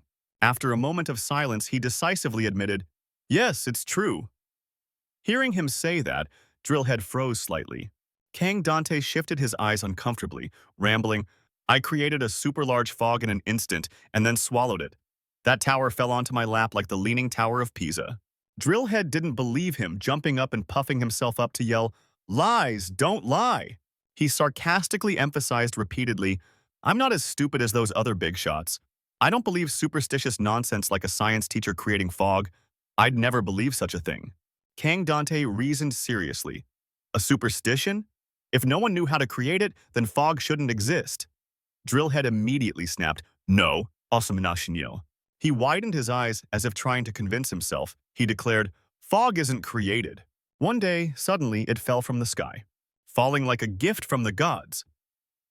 Before he could fully process the words, Kang Dante let out a small gasp. 50 years ago, a giant meteor fell in the middle of the desert. Suddenly thinking of this theory, he wondered in confusion, could that meteor be the source of the fog? At this point, Head Drill continued seriously. 50 years have passed and rumors say there isn't much fog left. The end will come soon. Hearing this, Kang Dante was a little stunned and mumbled, The fog, so it's a limited resource? Head Drill hummed an affirmation and then said, With the little fog remaining, the prisoners are all fighting over it. But the fog keeps circulating. At this, he suddenly beckoned to two soldiers behind him, giving an order, Hey, you two, bring that over here. The two responded in unison, then brought out a dried corpse. Kang Dante jumped up in fear, stammering, What is that? Head Drill replied indifferently, It's someone who passed away after using the fog. Then he sat down next to the body, looked up at him, and asked curiously, Can the fog be extracted from his blood? In a scientific way? Kang Dante, still reeling, was asked such an absurd question and stammered back, "What?" Head Drill, based on his own understanding, hinted to him, like using 3D mobile equipment or something. Hearing this, Kang Dante asked, "A centrifuge?" Head Drill leaned closer to him and said with a smile, "Yes, separating the fog components from the blood. The concentration of fog in the blood, those who use a lot of fog have bodies full of it." Looking down at the ground, Kang Dante asked again, "You mean squeeze it out?" Head Drill saw that he didn't understand. He then asked in a strange, deep voice, "Does that sound scientific at all?" Kang Dante nervously waved his hands and feet, babbling incoherently. "If it's about fog concentration, wouldn't it be better to open your nostrils wide and inhale deeply? Isn't the fog all around us?" Head Drill, annoyed, grabbed his neck and yelled, "Are you kidding me? If that were enough, why would we bother looking for fog?" Kang Dante, choked by his grip, coughed violently, sending his glasses flying. He yelled again, repeating his demand, "You can't just collect air automatically. You have to gather it by hand and then compress it." Kang Dante suddenly remembered something and froze. Gathering air into a mass based on real-world principles. At night, the mist in the air lingers densely until dawn. Only when the sun is high does the mist dissipate. Dew will condense on outdoor objects, easily visible on the morning glass, or the dark corrugated iron roof. Recalling this theory, Kang Dante declared confidently, "It can be done." Drillhead was stunned, staring straight at him. He clearly repeated each word. Air can also be collected. Meanwhile, in another location, the sun was high and a continuous clamor echoed. Hound burst through a door into a room shouting, "Time for breakfast!" Seeing the scene before him, he suddenly froze. 5 or 6 of his henchmen, notably Buck, Inko, and Slick, lay sprawled in pools of blood. Hound's eyes turned bloodshot with rage. He collapsed to his knees, letting out a heart-wrenching cry. Outside, the colorful sign was crooked, as it often was. The person's arm was swollen as if stung by a swarm of bees. Number 182 dragged his weary feet, weaving through the line of people waiting for their meal. He brazenly squeezed past 2 men waiting for their food, going straight to the server. The server grumbled irritably, "What the heck? You!" Number 182 whispered a single word, "Water." The server snapped back, "Stop making a fuss, get in line." The surrounding inmates also clamored, scolding him. "Hey you! Can't you see I'm getting my food? Get in line, buddy. Is this guy new? Don't you know the canteen rules?" Suddenly, number 182 raised his swollen hand. He slammed it hard onto the man's food tray, and the man cried out fiercely. Seeing this, the meal distributor stared in fear at number 182, unconsciously stepping back. Number 182 repeated in a whisper, "Water." Once he had it, he stuck his potato into it. Number 182 sat silently on the chair, staring blankly at the cup of water containing the potato, bewildered. On Kang Dante's side, he intently watched the tiny droplets of water trickling down. Then they collected into a large drop at the bottom of the net, falling onto the water basin, which was already more than half full. Kang Dante thought joyfully to himself, "It's done." He couldn't contain his delight. Waving his arms and legs, he shouted, "This is fog water." Then he told himself smugly, "I truly am a genius. I'm saved. Now no one will dare to bother me." Back on number 182's side, he kept staring at the cup of water without blinking, constantly muttering to himself, "It won't grow. I've been deceived. Teacher, I will eliminate him." Elsewhere, a familiar voice rang out. "Together? You want us to break out?" The prisoner looked from Rambutan to Laichi and asked. Rambutan eagerly wanted to negotiate. "Yes, we'll escape this place together. There's a way out of here." He suddenly paused after saying this. Rambutan didn't need to elaborate. The man vaguely understood what he meant. He froze for a few seconds, then rummaged in his shirt for something, threatening in a low voice, "That kind of talk. Stop talking nonsense. Get lost." Seeing him pull out a dagger, Rambutan knew negotiation was impossible and simply agreed a few times to let the matter pass. All right then. Sunlight dappled on the rooftop. 2 small birds chirped as if conversing. Rambutan and Laichi walked one after the other. Laichi, though dejected, accepted the truth and said, "No matter how naive or foolish one might be, no. In this place, there's no one who doesn't know about that thing." Rambutan heard this and blandly retorted, "I think it's probably just that one guy, Dante, the one who doesn't know about it." Suddenly, Laichi turned his head slightly to look at him. He hesitated and said, "It's on the map. Drillhead's lair. Fognet, a device that creates water from the air in arid countries or dry regions. The principle is very simple. Water vapor in the air condenses when the temperature drops to the dew point. At dawn, when the temperature drops, the moisture in the fog is captured by the mesh net and turns into water. We just need to replace the net with a breathable insect screen and bend the bottom into a curve to guide the condensed dew down to the collection area. The amount of water collected this way will surely contain a lot of fog, and with such high humidity, we can achieve even more than expected. As Kang Dante was lost in his theoretical musings, he was interrupted by Drillhead's astonished shout, "Fog water? What in the world is this?" Kang Dante simply gave a vague explanation that this was water made from the pure fog of the land of mist. But in his heart, he secretly thought, "However, I can't guarantee my concentration." Drillhead glanced at him, stirring the water in the basin with his hand, then sucked his hand, closing his eyes slightly to savor it. A few seconds later, his eyes snapped open wide with disbelief. Trembling, he struggled to utter a word. "This taste, it's fog." His voice joyfully boomed for everyone to hear. His subordinate prisoners were stunned and bewildered by this. Even Kang Dante was a little startled and tense.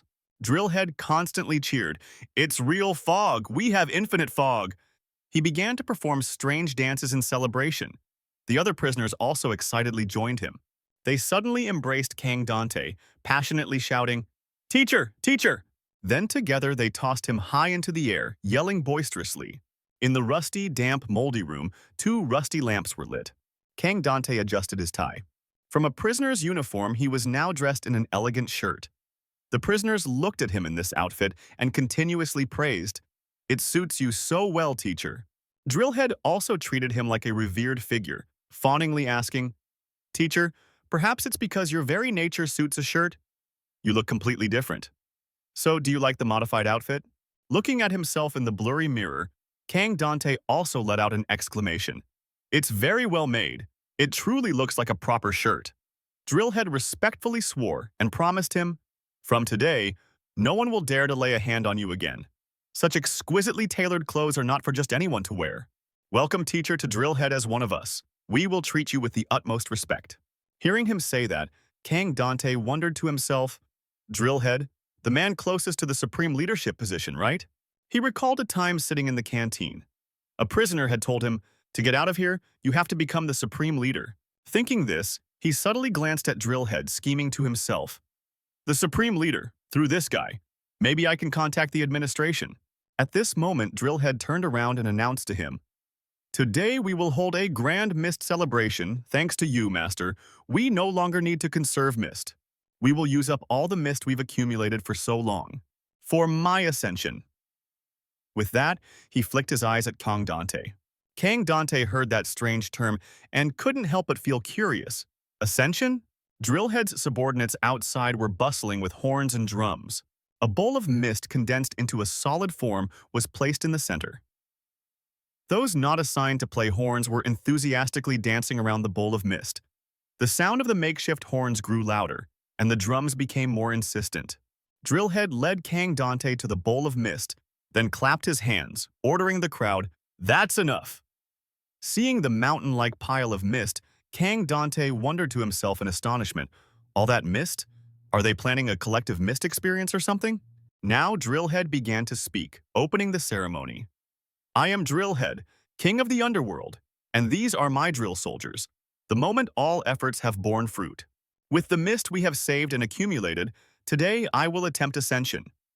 After saying this, he stirred the air, asking loudly, "Do you believe in my ascension?" The soldiers unanimously raised their hands and shouted in unison with determination, "We believe! Ascension! Ascension!"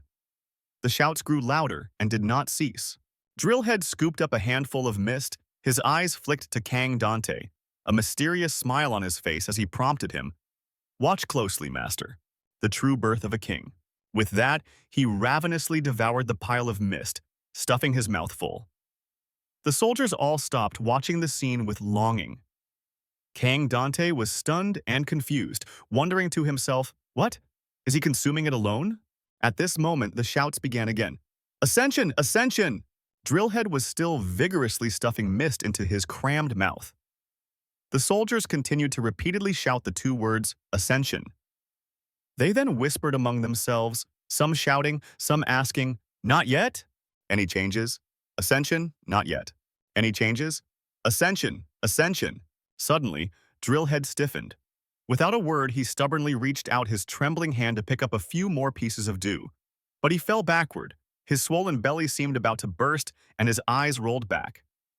His subordinates immediately gathered around, asking anxiously, "Are you all right, sir?" Drillhead's whole body felt like it was about to split open. His voice choked and trembled as he said, "Actually, today must not be the day. I've consumed tons of dew in my life, and yet..." His words caught in his throat, and a soldier next to him immediately comforted and reassured him. "Isn't it because your vessel of talent, Sir Drillhead, is simply too vast? The dew is limitless now. Try again next time." Drillhead struggled weakly for a long time before managing to say, "I guess there's no other way." Another soldier suddenly gasped and pointed at Drillhead, shouting loudly, "Is his head longer than before?" Yes, clearly, it's grown longer. Seeing this, they became excited, jumping and cheering. "This is Ascension! Ascension! Ascension!" One of them leaned closer to Drillhead and asked curiously, "Well, sir, do you feel any new talents?" His reply was Drillhead's faint groans. After a long moment, he finally managed to utter a sentence. "I can feel the universe, the place where dew is born. I can see all the truths of the world. All of us live dimly on a blue hell. That is a fall." After saying this, Drillhead suddenly exploded, and the absorbed dew mist shot out. Kang Dante's face was also sticky with the liquid, his mouth agape, both surprised and terrified by the scene. Drillhead's head exploded, becoming disfigured. His swollen belly was still bursting, and the soldiers happily danced in the falling dew water, shouting, "That is a fall!" Kang Dante's mind was now in turmoil, pondering, ascension? Or is it a fall? He stood frozen, unable to believe what he was seeing, as the soldiers were still howling loudly. "The boss has finally fallen! Dew!" A tremendous amount of dew, magnificent. After he fell, a rain of dew poured down. His subordinates took off all their head coverings, greedily stuffing the dew water into their mouths. They divided and tore apart what was left of Drillhead, and the dew festival truly began. Kang Dante still stood motionless, watching the chaotic scene before him. The cheering in his ears had not ceased, but grew even louder. "Festival! Festival!" It erupted furiously. Suddenly, a prisoner yelled out a warning to everyone. "Stop! Stop! If we continue, we'll all perish if we consume so much fog at once." Seeing that the noise was drowning out his words and no one was listening, he quickly ran to Kang Dante, tugging at his shirt for help. "Teacher, please stop them. You must become the leader now." Hearing him, Kang Dante asked with a trembling, disbelieving voice, "Me? The leader?" The prisoner urgently said, "Take charge, replace Drillhead." Kang Dante, tense with fear, took a step back and softly replied, "I don't want to." Seeing this, the prisoner immediately shouted, "Teacher!" Kang Dante quickly turned and ran, emphatically yelling, "I don't want to!" He saw the prisoner chasing after him. The other prisoners also eagerly rushed after them, calling out, "Teacher, stop him!" Kang Dante ran as fast as he could, gasping for air. In his heart, he was so terrified that he hypnotized himself.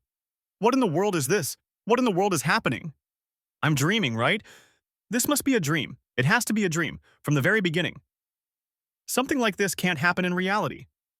Wake up now!" As he ran with his eyes squeezed shut, suddenly a strange light flashed before him. Kang Dante looked in horror at the person before him. The man, whose face was unclear, repeatedly whispered to him, "I told you! I told you! I already told you!" Hearing that familiar voice, Kang Dante immediately cried out in urgent plea, "Brother, save me! Pull me out of here!" The taut, round mask on the man's head suddenly filled with black gas, completely obscuring his face. The man spoke a few confusing, disjointed sentences. "Still don't understand? How I look doesn't matter. It's just a ridiculous mask." Kang Dante's face was filled with anguish. With tears welling up, he desperately cried out, "Brother!" The mask suddenly transformed into a fog orb. It was smiling. It smiled eerily, saying to him, "A ridiculous mask? Cowardly?" Kang Dante couldn't bear this torment any longer. Tears drenched his face. He cried out in despair, "Enough!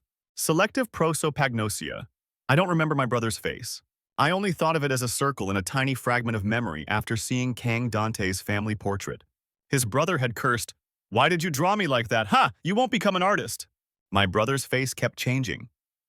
Sometimes it was an angry person, and sometimes a clown, a crying woman, and sometimes it looked like the face of a demon. I thought it was easier to look at if I just considered him a circle.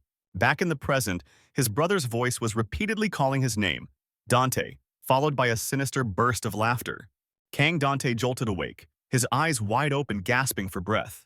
Seeing the room clearly before him, he gradually calmed down, staring blankly at the ceiling. Just then, a voice called out, "Master Dante!" He nervously looked towards the door. Lychee and Rambutan entered.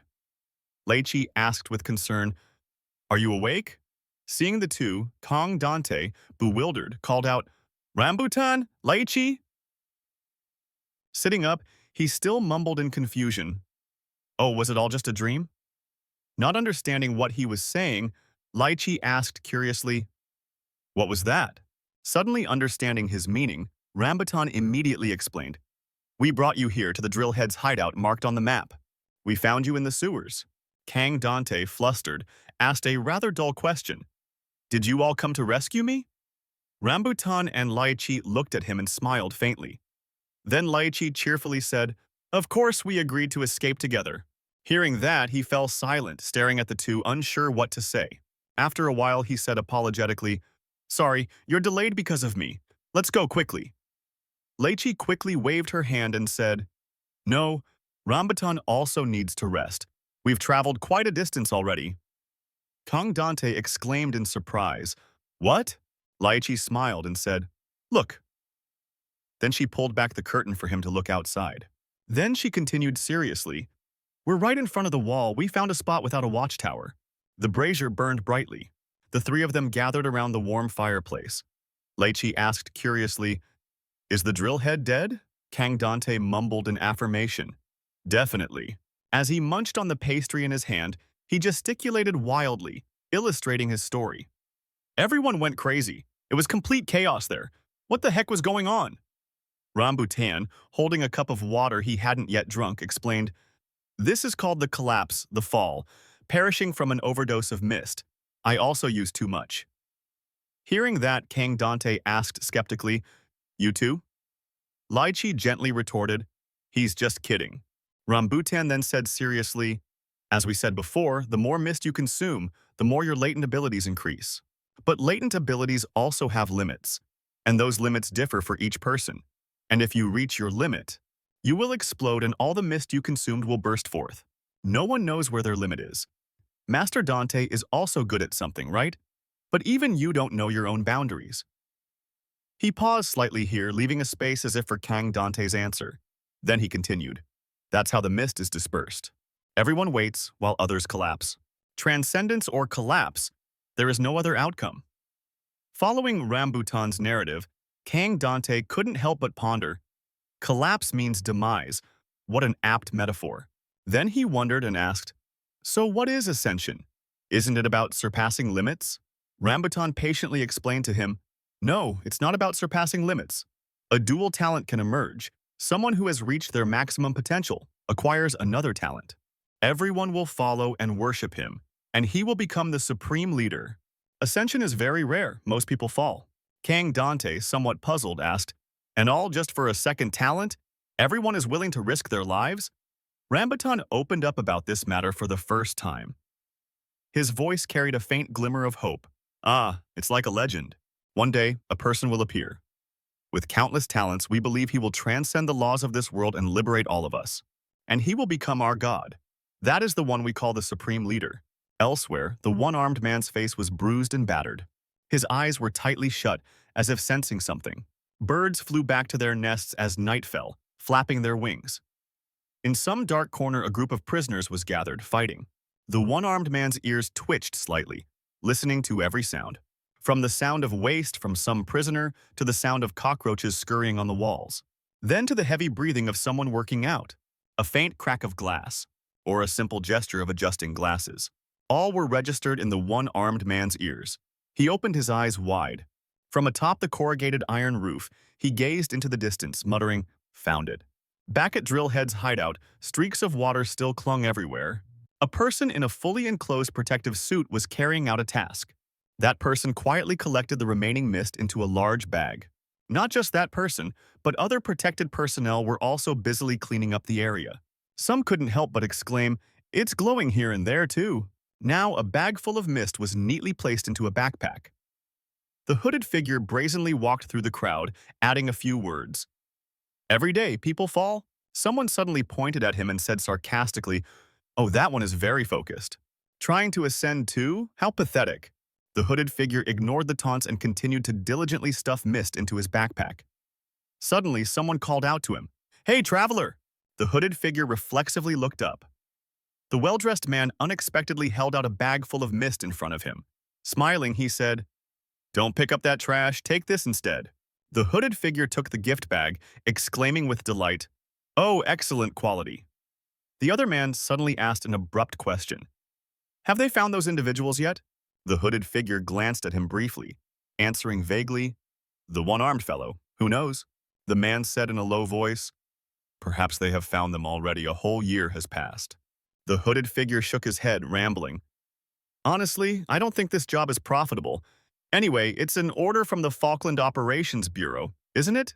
The man, annoyed, mildly scolded, "Stop talking nonsense." But the hooded figure stubbornly insisted on finishing his statement.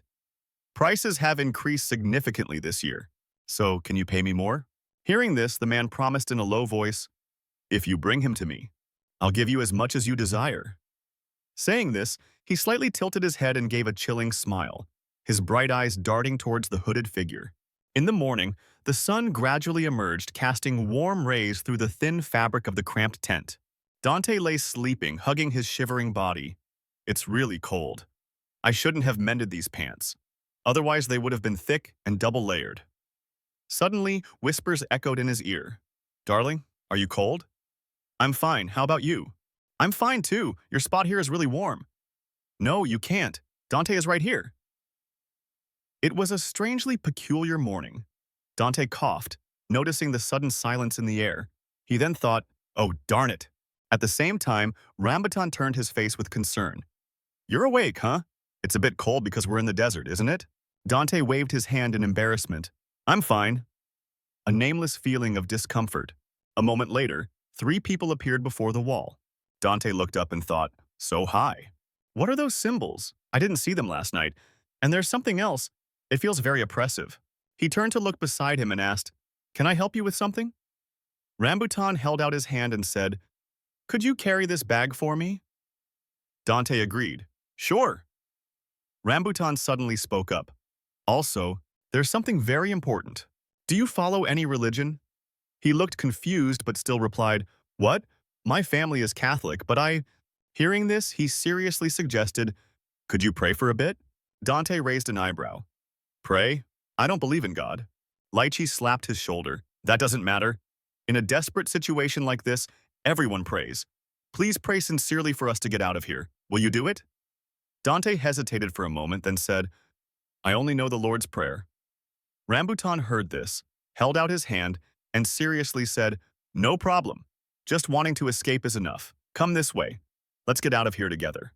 With that, he stomped his foot hard on the ground to gain momentum. At the same time, Lychee shouted, "Brother Dante, pray quickly!" Dante was startled. "Huh? Our Father, who art in heaven, hallowed be thy name." Rambutan yelled, "1!"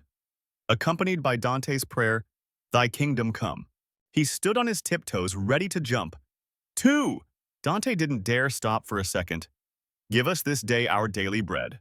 Next, Rambutan decisively yelled, 3! He clung tightly to the boy and silently recited in his heart, "And forgive us our trespasses. Lead us not into temptation." Suddenly, a punch landed on Rambutan's face with lightning speed. Dante, still unaware, continued to think, "But deliver us from evil." After that, all 3 simultaneously fell to the ground. As they landed, everyone groaned in pain. Lychee quickly opened her eyes. "Rambutan! Rambutan! Are you okay?" Rambutan, his face bruised and battered, foolishly replied, "Lychee, did you sleep well?" Hearing this, she immediately worried, "Snap out of it." Meanwhile, Dante saw the person who appeared in front of him and exclaimed in surprise, "Number 182! You, why are you here?" Number 182's face glowed with anger. "You deceived me. Hearing this, Dante felt confused. What the heck? Why is he so agitated? Suddenly, number 182 raised his fist and lunged to attack him. I must eliminate you! He immediately fled. What? Why? In that urgent moment, something flashed by like lightning, and number 182, having missed his strike, turned back irritably to look. Fortunately, Rambutan had embraced Dante and Lychee, running in a different direction. Lychee felt annoyed. What's wrong with that guy? Did he come all the way here just to cause trouble? Rambutan. Ignore him. Let's climb the city wall. Rambutan gritted his teeth as he ran, thinking, wait a minute. At the same time, number 182 pursued closely. Stop. Stop right now. Dante quickly interjected. Don't stop no matter what they say. Rambutan began to worry. We can't underestimate his speed. Does this guy have super speed? Suddenly, number 182 closed in on the three, his eyes wide with menace. Teacher, I told you to stop. Before I break your legs? Dante angrily retorted, it's not like I want to run, is it? Why are you blaming me? As soon as he finished speaking, number 182 kicked out. He forcefully swept Rambutan's running leg, so the whole group lost their balance and tumbled to the ground. Dante propped himself up with his hands and coughed for a long time. Before he could stabilize himself, a pair of long legs appeared before him. Number 182, with a fierce expression, was looking down at him. Dante, seeing this, stammered to reassure him, hold on, calm down for a moment. What did I trick you about? I've already revealed everything, haven't I? I even showed you how to plant sweet potatoes. Number 182 recounted with disdain, I watered it, and even put it out in the sun, but it didn't grow, you scoundrel. Hearing this, Dante suddenly felt speechless. He looked at his wristwatch and said, it's only been 1 day, old man. How could it grow immediately? He innocently questioned, then why didn't it grow, and why are you stalling for time? Dante clutched his head and yelled, what the heck are you talking about? Number 182 began to lose patience. Explain yourself. In his heart, he secretly sighed, what kind of person is this guy, really? Then he irritably explained, anything that needs to grow takes time. That's obvious. It takes at least a week to know if it's growing or not. Number 182 replied after hearing this, I see. So where are you going now? Dante replied, panting, I told you I'm going outside. You don't need me for anything else now, do you? Number 182 listened in silence. Then he turned to look at the other two. Is it because of those people? Seeing the situation was not good, Dante quickly shouted, what? What are you thinking? Don't you dare touch these people. I've answered all your questions and told you everything. Please, just let me go. Number 182 suddenly interjected, are you content to die? But you said you wanted to live. And it's fine if they die? Suddenly, Rambutan's shrill shout rang out.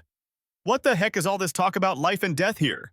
With an unnamed feeling of frustration, he urgently spoke up. It seems your business here is done, isn't it? Get out and don't stick your nose in anymore, all right? Come on, quickly, let's go fast, Dante. Feeling uneasy, Dante spoke with concern. Wait, what was that sound? Rambutan quickly explained, it's just the barking of an imbecile. There's no more time, Dante. Lychee, standing behind, saw the two struggling and suggested, Rambutan, just carry him, and let's run. Dante, being carried, helplessly protested, hey, wait a minute. Rambutan began to urge, Dante, pray quickly. Don't you want to escape anymore? Dante replied, trembling, I want to get out. I really do, but this indescribable feeling of frustration? In the blink of an eye, Rambutan had leaped high, almost reaching the top of the wall. Images from his memory suddenly flooded back. Dante, step back quickly. You're coming with us. I'll end you right now. We promised to go together. Do you really have to be so self-centered? The memory abruptly ceased here. Rambutan raised a hand and pushed him away. Dante snapped back to his senses. At the same time, he kicked him hard in the stomach. Dante! Sorry about that. Immediately, all three were separated, going in different directions.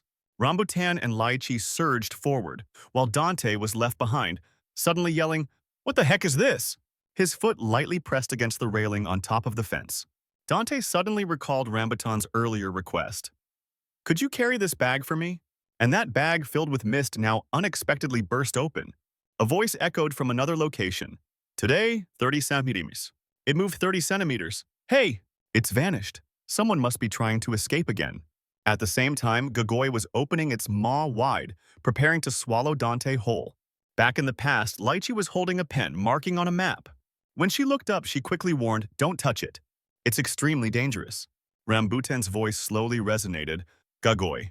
Literally speaking, it's just an inanimate stone statue. Rumor has it, it will remain motionless indefinitely unless someone attempts to cross the city wall. Is this thing really a living creature?" Seeing him constantly kicking it, Lychee grumbled, "I told you not to touch it."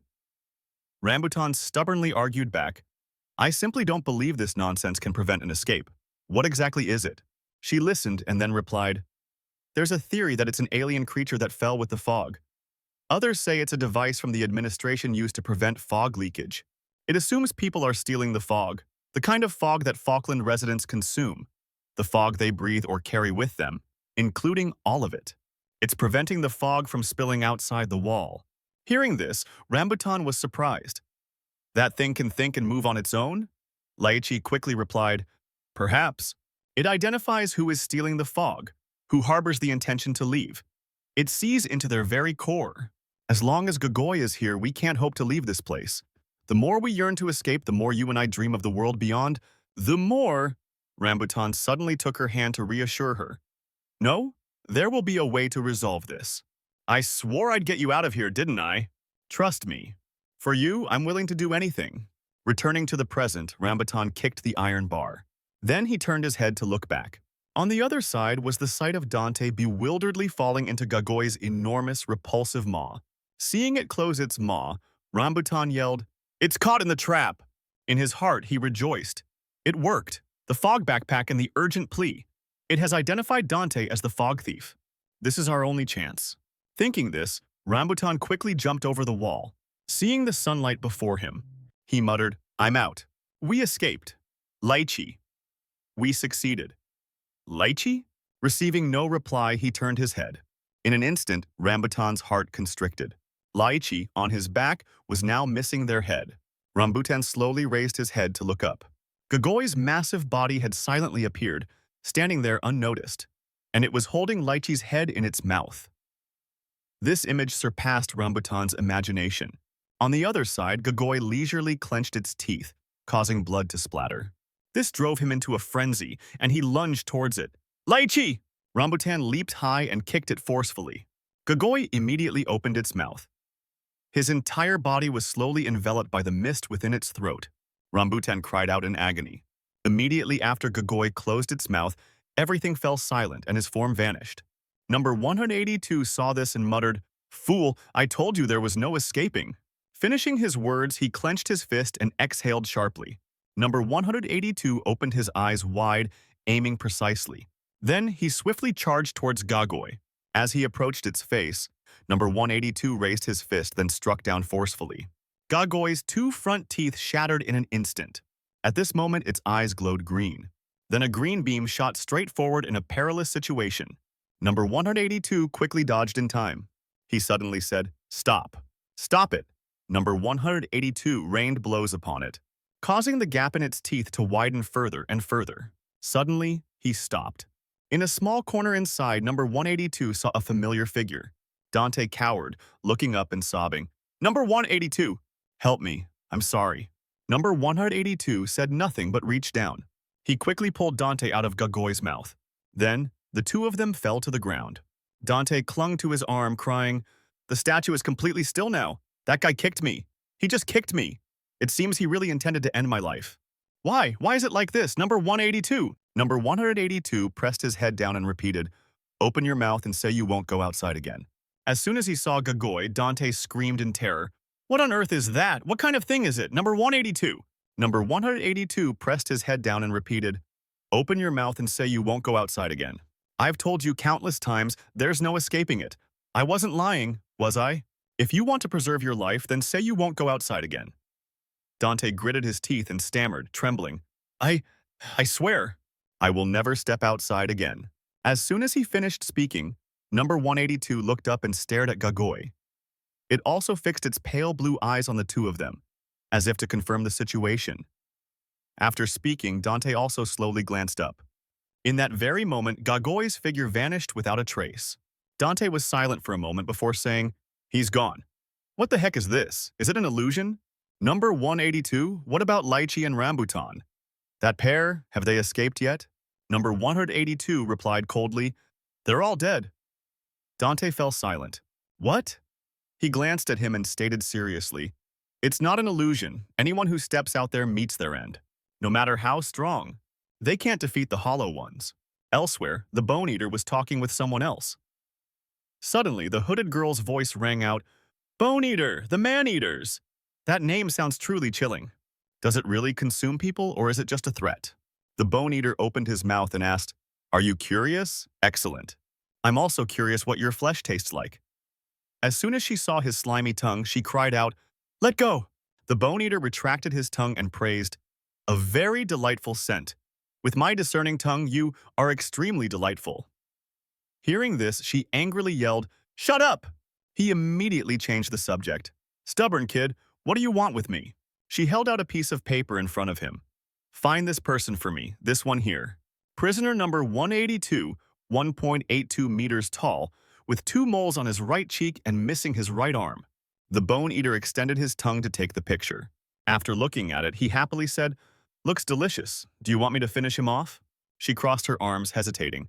"Well, if he suits your taste, then I can't do anything about it." The Bone Eater felt excited. "You understand me quite well, don't you? Who exactly are you?" She frankly boasted, "I'm quite a known figure myself." He immediately got angry upon hearing that. "Don't be insolent, I've never met your kind before." She immediately interrupted, "Because you're all just country bumpkins from Zone Zoo. As for me, I'm the boss of Sector A, a place where only the strongest survive." The 2 guards looked up in astonishment. "He's back! Gagoi has returned! He didn't bring anyone back this time, did he?" "Wait, hold on. Look there. His teeth are shattered." "It's true. What happened? Why are they shattered like that? Gagoi got injured? How could something so unbelievable happen?" Baba Yaga suddenly appeared and interjected, "It's an omen." The 2 guards cried out in alarm, "Baba Yaga!" Seeing everyone's reaction, he laughed heartily. The 2 guards then exclaimed, "5 years. It's been 5 years." That old woman finally spoke after 5 years of silence. Her breath really stinks. Baba Yaga paid no attention to what they said, continuing, "A very significant omen, the crack has begun to show right on the chain." Hearing this, the prisoners gathered and shouted, "That's the prophecy, the oracle itself. Write it down immediately." Baba Yaga suddenly spread his arms wide and proclaimed, "The bird has taken flight. That fated day is drawing near." Returning to this side, Dante had many questions. Hollow One, that huge all-white thing? Did that thing eliminate lychee and rambutan? Number 182 slowly explained, "It wasn't it. It was someone else. Hollow One doesn't just have one head." He listened, then eagerly asked, "What in the world is it?" Number 182 calmly explained, "It's a hunter that tracks down and eliminates anyone who dares to leave Falkland." Dante was stunned upon hearing this. "What? Impossible. There's no such thing. Lychee and rambutan never mentioned this." Number 182 quickly interjected, "Well, they were always liars." Dante couldn't hide his panic. "I find this even harder to believe. You get eliminated if you go outside? By a monster? Why? How is that possible? How could something so terrifying exist and people outside not know about it?" Number 182 couldn't stand his commotion and spoke decisively. "Shut up! You saw it with your own eyes, didn't you? Cross the wall and you'll perish. There's no escape." Dante slumped down in disappointment upon hearing this. "No way. There's no way. There's no way such a thing could exist." Before he could sink into despair, number 182 punched him hard, sending his glasses flying. "I told you to be quiet." A moment later, the two returned to their old spot. It was the familiar food in the cell again. On one side, number 182 ate heartily, while on the other, Dante didn't touch his food, instead huddling up and falling into contemplation. A monster that prevents escapes. Could it be a security system for this prison? Something that creates illusions? Or a machine? Whatever its nature, it's definitely a system capable of holding these monstrous prisoners. I'm just prey. Damn it, I almost lost my life. A couple standing on the brink of life and death, where would they find the time to worry about strangers? Everything was wrong from the start. I was so obsessed with escaping that my mind wasn't clear anymore. And this person, why did he save me? What is he planning? This time it wasn't for a sweet potato, nor for clothes, nor did he ask me to create fog. Dante recalled what number 182 had said to him in the early days here. Just eat. Could this guy simply be a kind person? Even though I said such cruel things? Even though I treated him so coldly, suddenly Dante's gaze fell upon number 182's trembling hand. He hesitated, then spoke. What happened to your hand? Number 182 looked at him and replied, It's nothing. He looked worried. It looks really deformed. What is this? Is it swollen? It's even more swollen than before.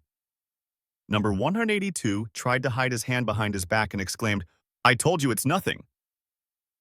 But Dante still warned, You need to go to the hospital urgently for this. Instead, he stared at his hand and casually replied, It's just a fracture. Dante was surprised by this answer. Broken? But swelling this much isn't normal at all. Don't you feel any pain? No pain, really? As soon as he gently squeezed it, number 182 took a deep breath. Seeing this, Dante thought to himself, He's just trying to endure it. A few minutes later, Dante looked at his bandaging work and said, It's done. Number 182 struggled uncomfortably. No, take it off. Seeing this, Dante advised, It's just a temporary measure. If you keep moving, it will hurt even more intensely. Number 182 gave a reason. Take it off, I still need to eat. But Dante countered, Even if you take it off, you won't be able to hold chopsticks. Not stopping there, he continued, I need to use the restroom. Seeing his stubbornness, Dante frustratedly advised, You don't understand how serious the problem is. Without proper treatment, that arm will be disabled for life. Do you think you can survive in this place with just your legs? Now, we've become two foolish and weak individuals, just a slight impact. Oh no, if we unluckily encounter some thug out there, we'll perish instantly. Hearing this, number 182 naively exclaimed, So we have to go to the hospital. Dante hastily turned his head to look back. Huh? Go where? He obediently replied, The hospital. After hearing this, he asked, There's a hospital in this place? Number 182 nodded. Yes, there is. Dante felt suspicious. It's not just some quacks in prison, is it? He confirmed, They're proper doctors. Hearing that, Dante shouted, There are really doctors. Where is it? To this question, number 182 helplessly replied, I don't know. Recalling his poor sense of direction, Dante felt hopeless. Does such a place really exist? Suddenly, number 182 spoke. Before, I once had a scuffle with a doctor. I think it was somewhere in Sector 0. Dante involuntarily exclaimed, Somewhere in Sector 0, this place is much larger than I imagined. I once saw those two drawing a map. A thought suddenly struck him. A map. He quickly turned his head to look back. In the corner, that cloth bag was still there. Dante immediately ran over and fumbled around. Could it be? Anticipation was clear in his eyes. After a while of searching, Dante joyfully realized, Here it is. He held the stack of papers and shouted, There really is a map! At the same time, number 182 exclaimed, Look, fog! My mother, a devout Catholic, once taught that everything that happens in life has a reason. I don't believe in God, but I agree with that. If you can recover after a fall, then all failures and adversities will become a great legacy. Looking at the red circles, Dante was delighted. There really is a hospital here. Not only that, and it also has all sorts of information. His mind began to assess. The overall structure of this area looks like a pizza. It seems only about a quarter of it has been drawn. Is there no facility managing the whole thing? The map is missing the central part. Suddenly, Dante noticed something. He touched a raised crease and wondered, was it folded? What is this? Dante gently peeled off the tape and pulled out the hidden paper behind it. Crucial information appeared before his eyes. Fog Korea Command Center. It's the central area right in the middle of Falkland. The headquarters are right there.